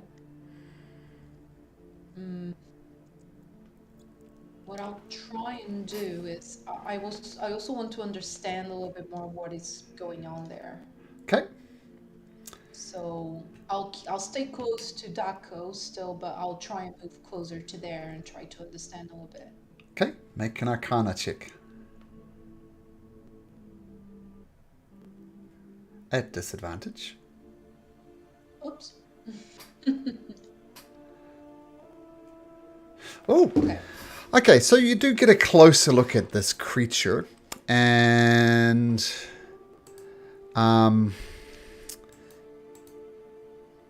it looks like a demon, kind of like this creature here, and the little mini demons that come out. They look not of this plane. And your mind goes back to maybe these creatures are some of the creatures that escaped from Bazozan, because these are the type of creatures that Bazozan is trying to stop, but it's not a perfect system, so maybe they've escaped from there. And you recognize it as an Udak. What is an Udak? It is an enormous ape-like demon that have prowled around the waste of Jorha since the Calamity. So, and you know that when demons, devils, those type of things die, they turn into this black ichor. So it's a demon, possibly escaped, possibly wandering the plains, ape-like creature, and it's just slowly melting into a pool of black ichor. Is this black liquor poisonous? You wouldn't want to eat it. Okay. In fact, with a 19, you know that people who in the depths of hell, there's a river called Styx, which has lots of ichor flowing inside of it. And you've heard stories of when people fall into it, they literally go mad. Okay, I passed the information to the team as well. So. cool. Daku, make me a con save at disadvantage. Today might be the day I die. Well, disadvantage on these rolls is rough. Great.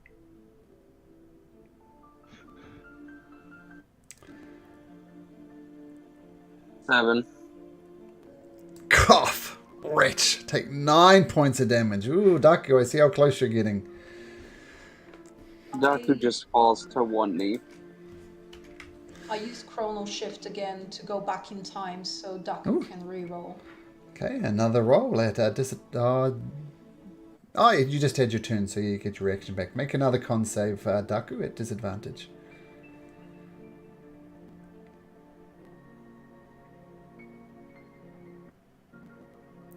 Is it going to help? Oh, it's even Nope, worse. it's a natural one. It's a natural one. So good idea, Kimmick, but fortunately coughing spluttering around. He's looking really rough. Jimmy, do you have anything that could help Daku? I don't think so, actually. Well, would we have seen Vincent like take out like dump holy water on Dedrick? Yeah, I asked if someone has also holy water. Can I try pulling out my water skin and drinking some water? Yeah, we'll say you can do that on your turn, Daku. Actually, you have a turn. I think we just jumped over you. You cough at the start of your turn, take 9 points of damage. Now it's your turn. Sorry, we should have given you that opportunity. No, it's all good. Daku's just pretty much gonna kneel on the ground there. Blood kind of dripping. He's gonna try to drink some water to kind of see if that helps at all. Okay, you get out your water skin. Doesn't help at all, unfortunately. And you're still coughing and spluttering away. Back to Jimmy. Fucking hell. So, if I was to use the dash action, could I go to Vincent with the idea that he will put the vial of holy water or whatever's left in my hand and then get over to Daku? Does that count as an action in the middle? Well, to administer a potion, or I'm going to say in this case, holy water, I roll as an action if you give it to somebody else. So you have to take the dash to get there. You're not going to be able to get there. So in that case, he'll shout over to Vincent to throw me what's left of the holy water. Okay. Okay, that'll need to be on Vincent's turn, though. Yeah, okay, that's not going to work, is it? You're gonna. So in that case, this turn I shall run over to Vincent instead, and try and get it from him with the idea that I will run over the next turn. Okay, well you can still take the dash action, so get back as far as you can. Oh right, okay, yeah, fair enough. Yeah, so grabbing it, I'll say, is easy enough to do. It's right there in Vincent's hand. Then you're going to dash action back. Yeah. I'll be able to get all the way back, so I'll just have it in my hands, my open hands, in case Daku grabs it from me. Okay, but you grab it, dash back, but not quite quick enough to get there. Dedrick, he's just breathing heavily, having survived. Thank you, Vincent. That was great. Feels so much better. I only feel like shit now as opposed to a big, huge stinking pile of shit. It's great. Bog.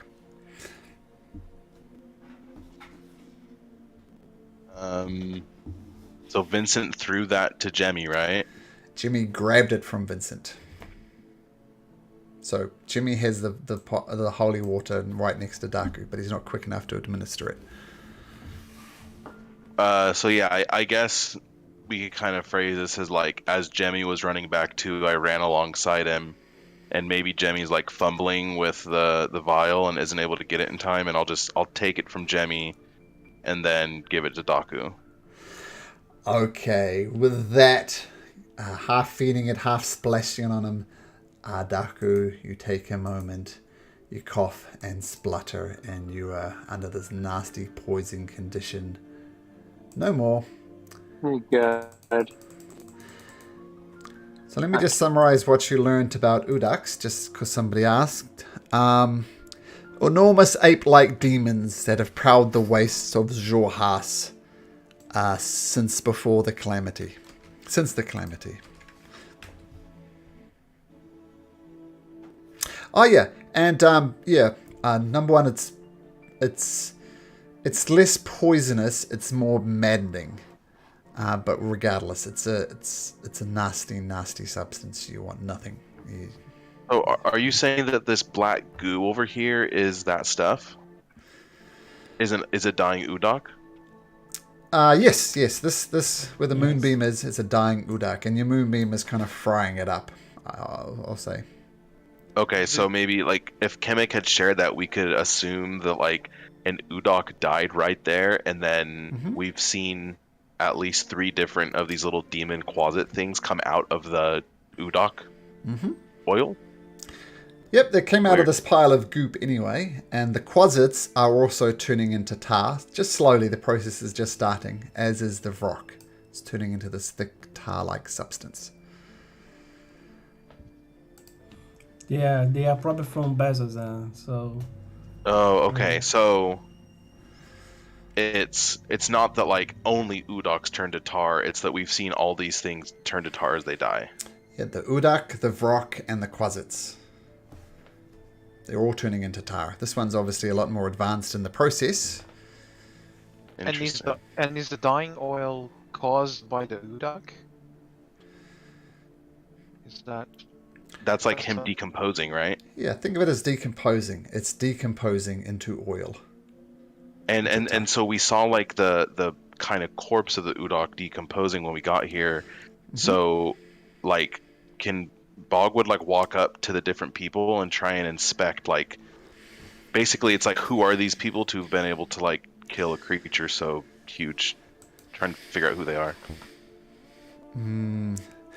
Also, Okay. Visit is trying to see what they have on them, like papers, money, or anything. Armor, anything. Okay. So we don't know how the Sorhasian people use Udaks. Well, they're like no one uses them, right? They're like just like Yeah. huge monsters. Yeah, they generally run away from them. I think No, the I Kryn think dynasty they're used them. callers. The Kryn dynasty used callers to control them and fight against the Dwendalian Empire. But we don't know that. wonder That's just what me as a got player. what got this Udak to run away though? Because I think they're used as usually as slaves, sort of slaves, isn't that right? Well, whatever happened here, it was clearly not under control. And now either these people killed each other due to the dying oil, or they killed the Udak, or died trying. Well, some people made some checks there. I think someone was investigating the body. I think it was you, Vincent. Yep. So make me a medicine check. Actually, we'll say you try and work out how these creatures died. So medicine check. Okay. Be still a disadvantage too. Pretty good. 6. Yeah. I mean, also they died by puncture wounds. That's all you know. So it could be a sword, it could be a crocodile, it could be a dragon. Puncture wounds with a 6. And someone was, and I make. It was also okay. Yep. Sorry, Bog. What were you doing? I was just saying I was also just trying to see like who these people are, like if they have any like distinguishing crests or badges or armor or anything. They appear to be.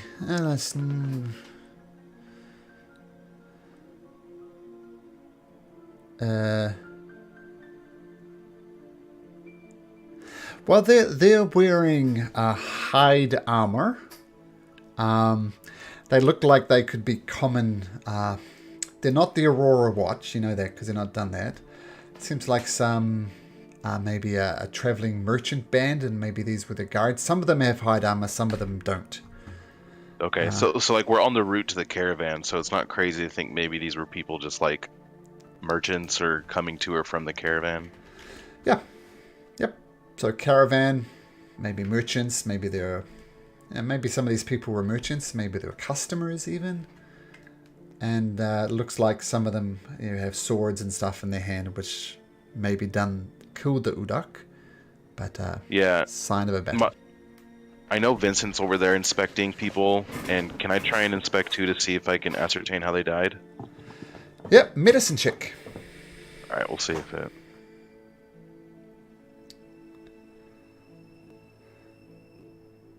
Oh, look at that. Much better. With the information that Kimmik gave you about these ape-like creatures, you look a little bit closely, and they look as though they were both bitten and beaten by these massive meaty fists. So it seems as Udak versus these creatures, and all of them are dead. Guys, I don't like this place, and I think it's Yeah. bad luck if we steal from them. I think we should get out of here. Yeah. I agree. I mean, they're not gonna need the money now they're dead. And Edward starts going through the course to see if he can find any money, any letters, any information about what they were doing, but mostly money. You don't find any money, but you do find a very fine-looking dagger. You look at the person that you find. They appear to be a noble person as opposed to a guard, and you find a very fine dagger on the back of it, and you kind of pick it up and twist it around. It's got some nice little runey things on it, and it seems to be one of those. I'll give you that one for free. And inscribed on it, almost as if this dagger was custom made for someone, you see a name on there as well, written in common. And that's the name you see written on it. Oh, Guys, I found something here. It has some letters, but I can't read. Okay, I have a look at it and I ask, do you guys remember the last name of Ivan? Perfect. it looks like the same. Yeah, I think his second name is Waste Walker. I remember because it was really funny, Waste Walker, so that's why I remember. So is this like a parent or something, or I don't know, a relative? Where did you guys see this name? On the On the dagger.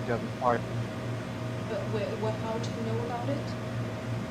What do you It's mean? written on the dagger. It's written on the tag. Yeah, Edward just but I found his mean, dagger. yeah, but who is this other person?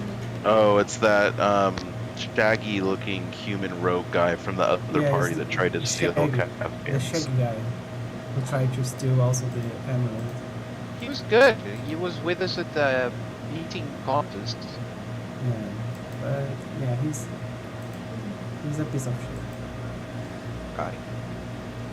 Kamek is having some sort of lag, and it's like she remembers Caspian saying, "Can someone check to see if there were any survivors and any tracks that lead away from the battlefield?" Okay, Kimmik, no survivors, that's obvious. Looking around the corpses, there's just no way any creature could survive this. But you can make me a survival check if you like, Kimmik.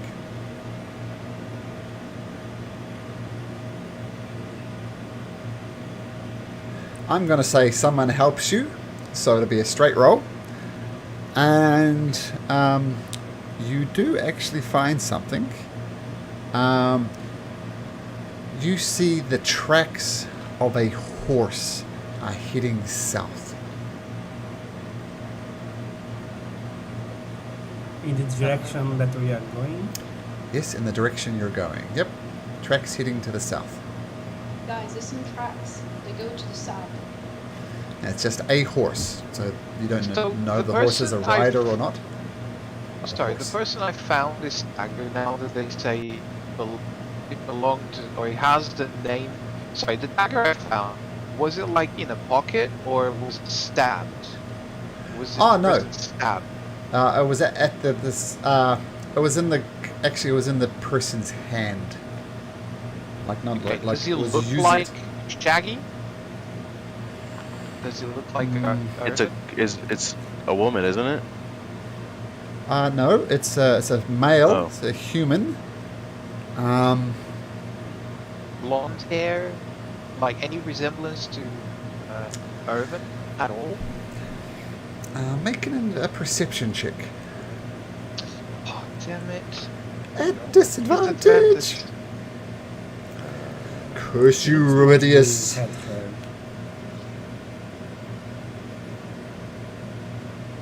Did he roll? Not that I saw. Oh, there we go. Coming up now. Oh, wow. Yeah. They're similar in the fact that he's got 2 arms, 2 legs, and a head. Beyond that, who knows? Okay. Well, I'm gonna. Well, I gave it to someone else to read, so whoever has the Yeah, dagger, I give I'm you gonna back say, and I well, say, okay. yeah, I don't know. Someone can keep it, but I think when we meet again, that guy, maybe we can. I don't know.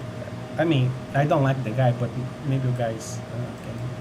Well, the way I Give- see it, there's two outcomes, right? Either that person there is his relative, just happens to have this, well, they're the same family. It could be a coincidence that they just have the same fucking last name. Or, and hear me out, and then he makes like, gather around guys, and I have a very nice theory about this. All these people died to Udak, but Udak died to the other party. They actually killed him, and they are ahead of us. Oh. But that doesn't explain why this dagger. Well, he could just be laying there. I mean, that guy could just be a survivor or something, trying to have a dagger for self-defense. Died. I don't know. The dagger was found on this person, right? Yeah, in their hand. Over there. They were holding it. Yep. Probably like person. When you say party, you meant the Irvine party, or you mentioned this party of people here? I mean, that is dead. Just a second. I mean, Well, Gabby. Well, here's and, the reality though is that we left. We left early in the morning, and you three were ahead of us. So if you never saw them pass, it's probably unlikely that this is Ayo, Jabi, and them. But maybe they all just died at the same time. It looks like there's at least one person who got away. Maybe we should just go to the caravan. let's follow the tracks. You said. Yeah, it's the same way that we are going, so yeah. Let's crack on. Do you guys need time to rest? I mean, Daku seems pretty rough. Rest, but not here. This place gives me the creeps. I'll be Yeah. fine. Yeah, maybe we I'll should be walk just a fine. little bit. I'll be fine as long as we don't get into another. I can limp. Let's hope so. Can't promise safety. I mean, this is uncharted lands here. Anything can happen. Daku, I cast a healing word on Daku for 9 health Excuse me. Next night. until we can rest. So you push on. This happened kind of around midday. So you push on for another hour with Kimmik not really wanting to be around these creatures. So you... Sounds like you guys wanted to take a short rest.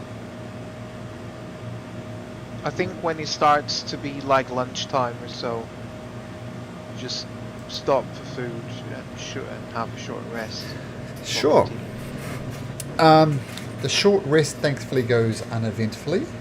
So feel free to click on that beautiful short rest button.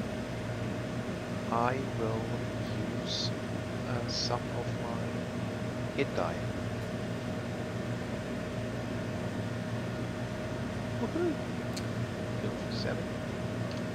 Not sure if you're listening in, David, but no survivors, and they did find tracks heading to the south, which they're following now. Oh, that's not so good. But that's good.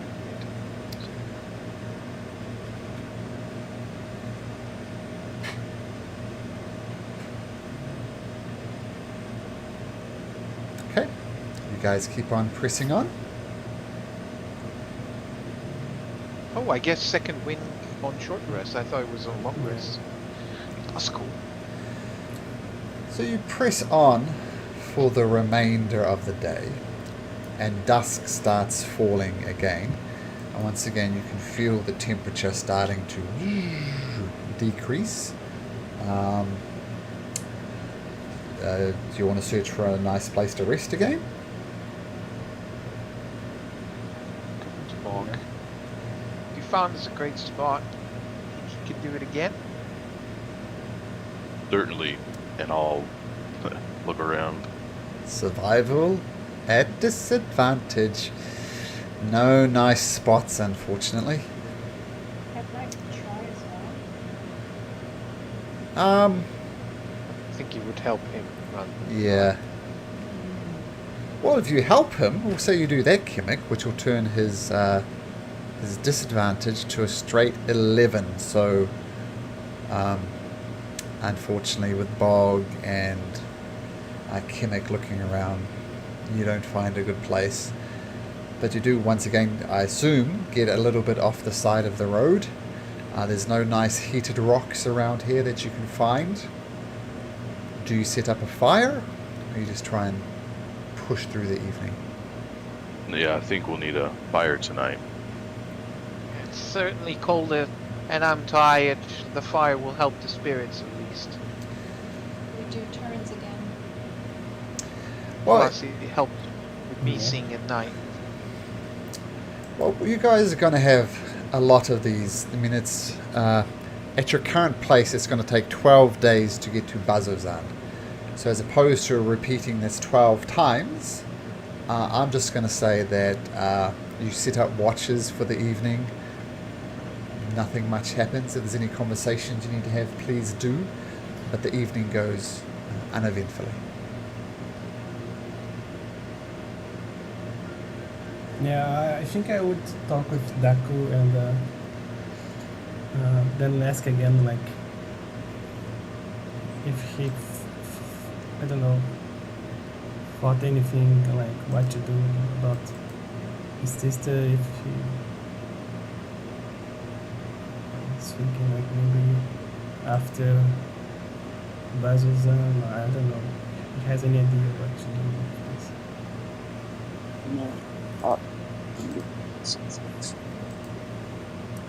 Whoever it is that did it all on the boat, it really is her. And regardless, she's a princess. It's just a name. Just need to call. So that's actually how you feel? You can make an insight check. Okay. At disadvantage, if you did it Oh. prior to you going to sleep. 5. Daku. What does he get with a 5? Considering I rolled my deception as a 9, he's telling the truth. Okay, I see. Yeah, I can understand. I don't have the best relationship with my brother as well, so I can understand. Family is complicated, right? Sometimes it's much better to deal with the family that you choose, like the friends, rather than your blood family. I don't know. Sometimes it's hard. Yeah, more. Okay. Good night. During the night, you can't help but keep half an eye on Ruidius. It acts as normal as Ruidius can, and you're all pleased to know that the effect you felt with a disadvantage on anything you rolled is now gone. So whatever Ruidius done to you is gone, so you're no longer at disadvantage for anything. Thank the gods and the betrayer gods as well. All we needed was a good fight. Dedrick wakes up in the morning as well. He's just like, shit, still feeling a little rough. Can't help but feel I'm going to slow you down, so... Bog, would you mind?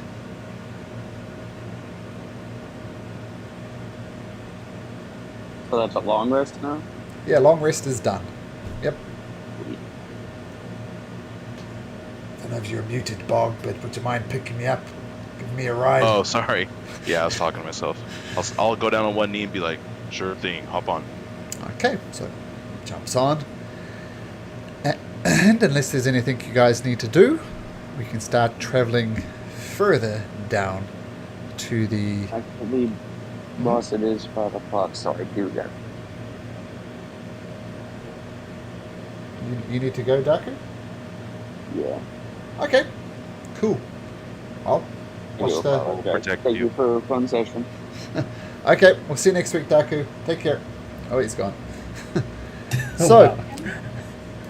Can we just ask during the travels? It doesn't have to be now, but during this travel, she kind of asks for how long you guys have known each other.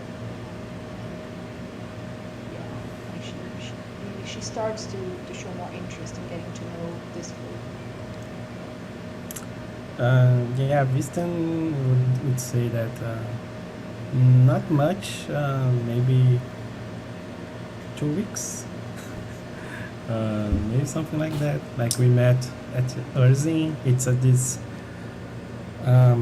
really interesting city that is made up of horizon-back turtles. Like the whole city is based on the turtles, and they move through the swamp.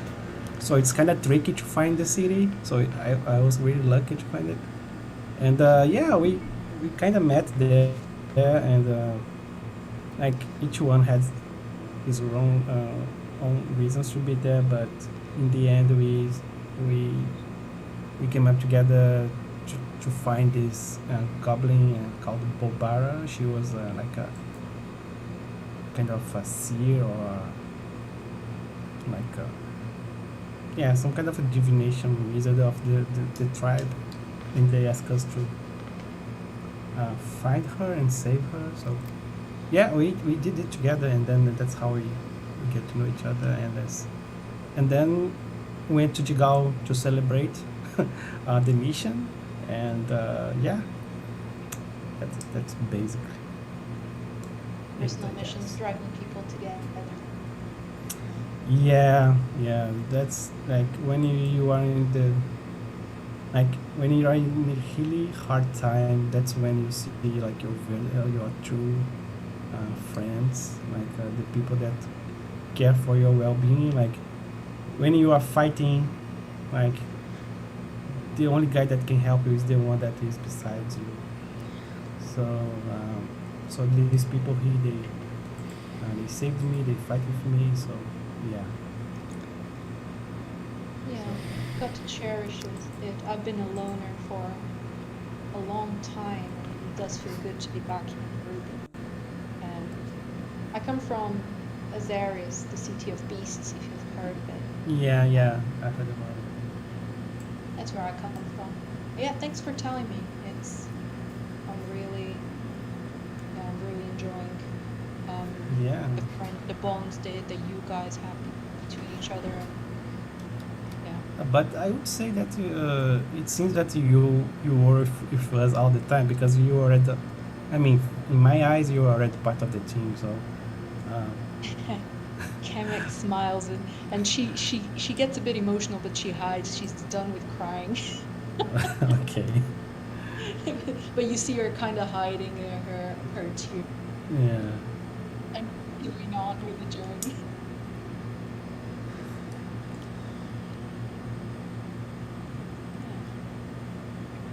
okay, so you push on. You get through the entirety of the next day relatively uneventfully. So a whole other day progresses. So you might want to take a long rest to get rid of some exhaustion levels, which Dedrick will definitely do. Cover 1 level of exhaustion. Okay, he's still limping around rather pathetically. So he does request Bog that you pick him up again. Sorry. Yeah, so Dedrick's looking a lot better, and after this, he's asked for one more time to carry him, and Bog, you pick him up. And you press on. Things going relatively smoothly on your way to the Emerald, along the Emerald Loop. Towards the end of the next day of travel, you see off in the distance, about 100 or so feet away from you, and they kind of see you at the same time. You see a group of, judging by their armor and their guard, some Aurora Watch people. There's 6 of them all together, a mixture of drow humans and strangely humans and orcs, and they're all kind of resting on the side of the road, and it looks like as if they're cooking something. You kind of see each other at the same time. and about 100, 200 feet away, you see the drow kind of wave in your direction, then kind of beckoning you over. What do you do?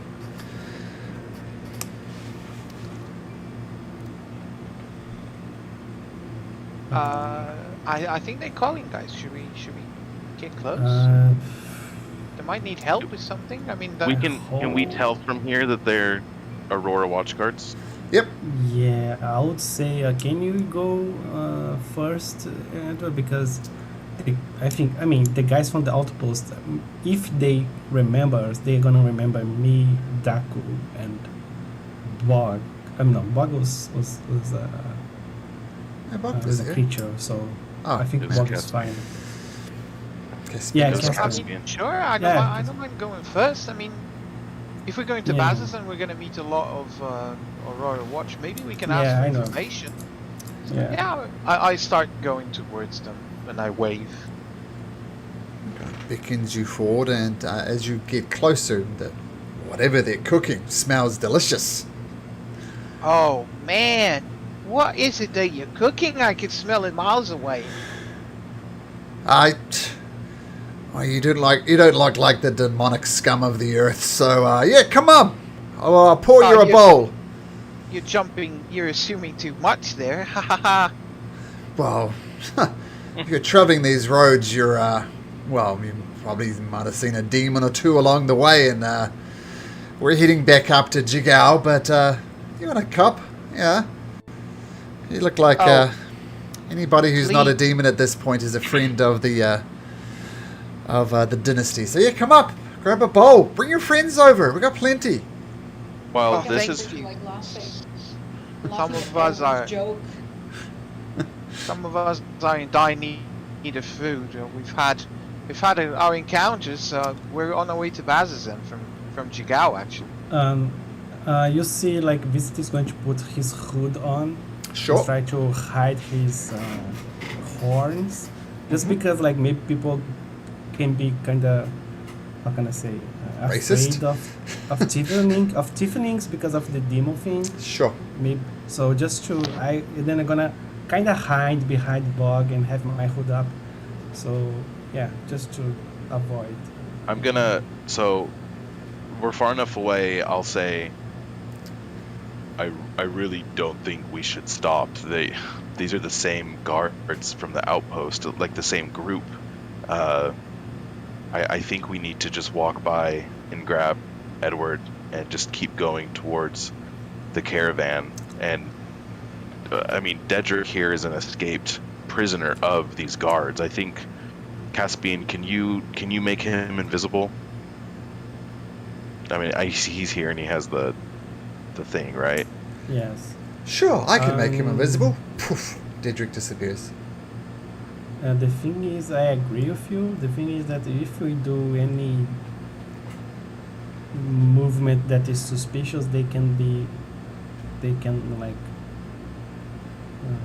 I don't know, can be more suspicious than they already are about us. So I think we should, like, I don't know, be casual, like thinking a good excuse to give so you can, like, go fast and didn't spend much time here. Sometimes yeah. it's not wrong to try and make friends out of our enemies. You see Edward just waving you in. The food smells really good. And Dedrick says, "Oh, that does smell really good." I'd just like to point out that there's literally tens of thousands of Aurora guards. And the chances of these ones being back at the outpost are pretty slim. But if you want to be cautious as you possibly can, be my guest. But that does smell good. If I hear him in my ear, I'll be like, well, it's a lot more risky for you, my friend, if you want to risk it. And I'll set him down and, like, just say, like, it's more suspicious to try and hide you than if you want to go there. So maybe we should just drop the invisibility and just, you're on your own. Come up with a good excuse. I think my excuse was I'll say nothing. Well, you can also mention the the Vrock attack and the Udok and the Quasit. So there's definitely reason for us to keep moving south. All right, I'll risk it. And he starts hobbling along beside you, Bog. I mean, he's moving at half speed. But, is anybody not approaching the camp? I guess we'll all go, or I'll go at least. Yeah, I just when you gonna be approach- more. Sorry. I'm gonna be like more in the back, especially behind the Bog. That he's the tallest one, I think. Yeah, just to avoid suspicion, just because I'm at 2 feet. Kimmik, you're coming along? Yeah, I'm coming along. Okay, so you all start shuffling forward. Daku does the same thing. He pulls his head over put his cloak, hiding his face as best he can. Caspian wanders as well. And you all approach the guard outpost. And sorry, not the outpost. They're resting at a campsite by the side of the road. And there's drow, humans, and orcs, kind of a mixture for them. It says, once again, you look like you're not a demonic spawn. And at this point, anybody who's not a demonic spawn in this part of the world, I'd consider an ally. So come up, we've just put the stew on. There's plenty for all of you. We started off with a bit of bone marrow. I put some vegetables in. It's quite delicious. Please, have some. You are the complete opposite of what we just met a couple of days ago. Have you seen someone traveling by horse? By any chance? Yeah, we did see one person traveling by horse. They seemed like in a bit of a hurry. So we kind of waved them down. They exchanged some minimal of pleasantries, and then they headed south to the Emerald Loop caravan stop, which is right here. Right, I can tell you exactly why they were in a hurry. We is left the battlefield. You should hit it up in a couple of days. Apparently, either something fought with a Nudak, or we don't know. There was a giant Nudak, and basically Edward just explains what he saw. Sure. The whole scenery with the Iker, he does not retain any detail that he recollects. Do you mention the rock and the battle with the rock? Yes, the rock, the Quasex, the little demons, yeah. And the human who is leading these conversations. Well, you guys managed to took down a rock. It's amazing. It's a nasty creature. I mean, I've seen that thing one about 4, 5, 6, 10 days ago. One actually got into Bazozan, and it let out that scream and just kept on screaming. Half the city went mad. So if you took out a rock, well, you have my compliments. It was no match. Yeah, and it seems as if it maybe I should have questioned that horse rider a bit more, because literally the only survivor of the battle, it seems. Well, interesting stuff. We're going the same way. Was it a man or a girl? I'm gonna say a man, but the DM's gonna check his notes just to make sure, so I'm gonna reserve the right to retroactive that and take it back. Okay. Well, Edward just kind of asks about the race was a human, so if we get there, we human. know more about who. Okay, so we're looking for a man human. Yes, once a we human. get there. Yep. So where are you off to? You off to Asarius? I assume you're off to Asarius. It's the only sensible way to go here. No, we're heading straight to Bazazan. have- Chemex tries to stop Edward before he finishes the sentence by tickling him. What are you doing? We're Azarius is on our radar. Yeah. Are you sure it's it's, Asarius? Do you think the road is safe towards Azarius? No. I mean, Any given your recommendations for us to walk there? given your proximity to Bazozan, you're going to be subject to all sorts of demonic activity. I mean, not that long ago, we saw, and managed to get away, we saw it from a distance. We saw a creature called a Hezro. Nasty, horrible thing.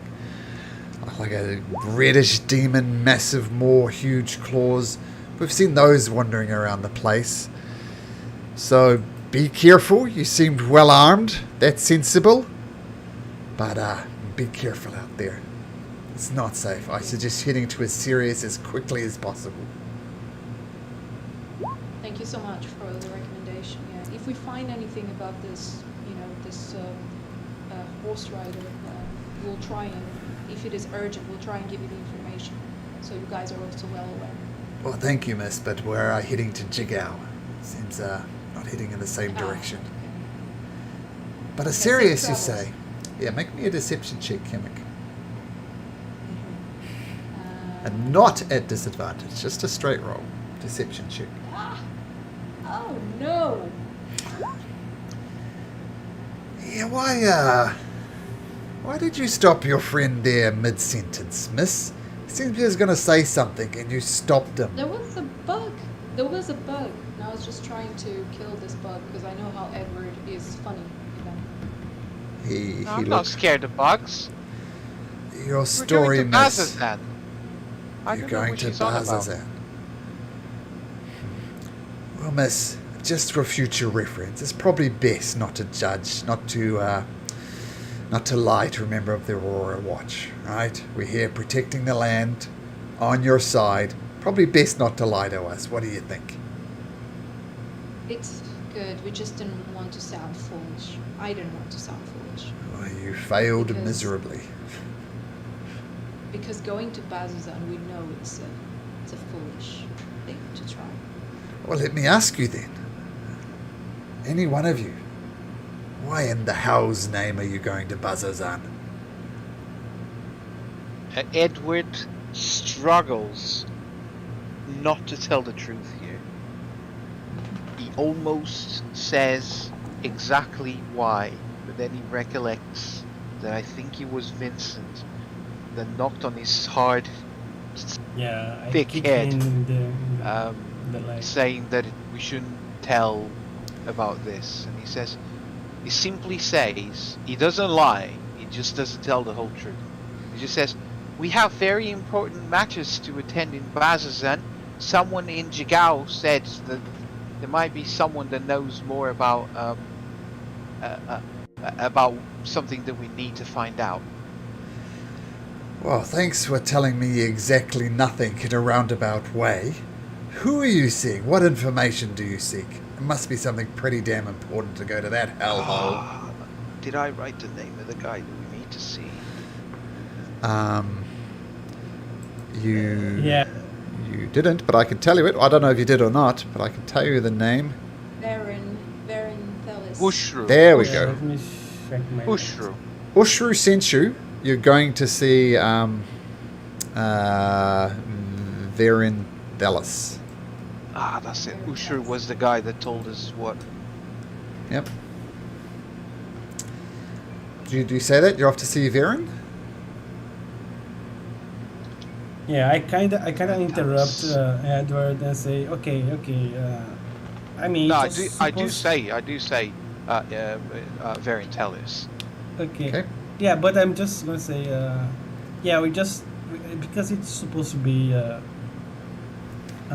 not a secret mission, but it be something that not to call attention of unwanted people, but Ursula sent us as a help force, like to help the dynasty there fighting, and met this very Dallas there and talk to him and to get like to organize like helping this the fight there. Yeah.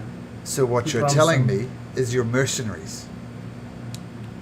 Yeah. Oh, we're I hoping mean, to be paid, yeah. Yeah, we don't like to label ourselves, but yeah, kinda. More like bounty hunters. Yeah, well, make a deception check. We'll say Vincent at advantage as everybody's kind of backing you up and nodding. And saying, oh, sure, yeah. So deception check Oh. at advantage. See if you can beat Miss Kimmick there. Oh, deception. Oh And- no. I'm so bad at this. Advantage. Why I open my mouth? I'll cast guidance as well. You're not really something you can cast guidance for. Like he's talking and you go up and tap him on the shoulder, you don't know he's deceiving. So I don't think you can cast guidance in this instance. I'm going to roll something though. That's right. These guys have shit for insight. Well, hope you get paid good coin because, as I said, you have to be paid to go there. I mean, we've just come from there. It's a mess. It seems like every other day we're fighting off some type of demon. Just the other day there was this creature with like almost had many mouths. It was just disgusting. And it goes on to give you a thorough description of it. So much so that the image sticks in your mind. Wow. Yeah, Edward is just sitting in front of them, telling the stories, asking more questions. Is there any like vulnerabilities that we learn about these guys, how to fight them? Because Edward's gonna ask all of those questions. Even about the who's who, like, do they? Because these guys they're like heroes to Edward right now. They're out here in the middle of the sticks, fighting demons. Well, the worst thing about the thing with the mouths is it's not pleasant, but it spits in people's faces. It's hard to see where it's coming from somewhere, from which particular mouth it comes from. And it gets in people's eyes, and if it's left long in there, it'll literally burn out your eyes. And just getting next to it, it almost shakes the ground as you approach. I've seen men run full tilt straight at one of these creatures and slip over it just before they get there. My best advice is when you see one of these mouth creatures is to run. And the other creature that we mentioned, the Hezro that was seen wandering about this place, the thing you need to know about these things is that they stink. Man, once again, I've seen men battling them, and halfway through the battle they just end up vomiting with just the vile stench coming from these creatures. So if you can't run away from them, try and plug your nose as best you can. Nasty, nasty, nasty. Okay, I took note. Thank you, DM. That's right. Anyway, it's getting late. We're gonna set up some watches, go to sleep. Hey, have some of this stew. It's delicious. And you see he goes over, fills up his bowl again, and he starts eating it again. Anybody eating from this? Anybody not eating from this? I am eating. Kamek is still smelling the food and just wants to double check there's no turtle meat in here. He described it as bone marrow with vegetables. So there's some animal products in there. You can go up and smell it if you like. You can make a nature or medicine check at advantage. So you kind of know the smell of turtles.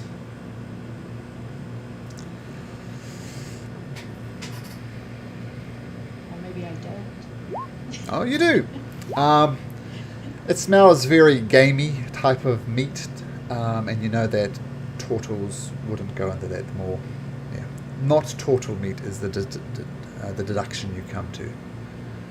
I'm so hungry that the most important thing is that it doesn't have turtle meat, so Nope. she will have a few bites, but mostly of the veggies. Anybody not eating? Jeremy won't be eating. Oh, excuse me. Okay. Everybody apart from Jimmy, roll me a d10. Everybody apart from Jimmy, roll me a d10. God damn it, they have like hallucinogenic mushrooms. Let's see, visions. And I rolled a 10. Uh-oh. I rolled a 9 on D&D Beyond. Sure. Okay. Kimmick, what did you roll? I'm just did. Is it a D10? Yeah. Yep, D10. Yep. 4.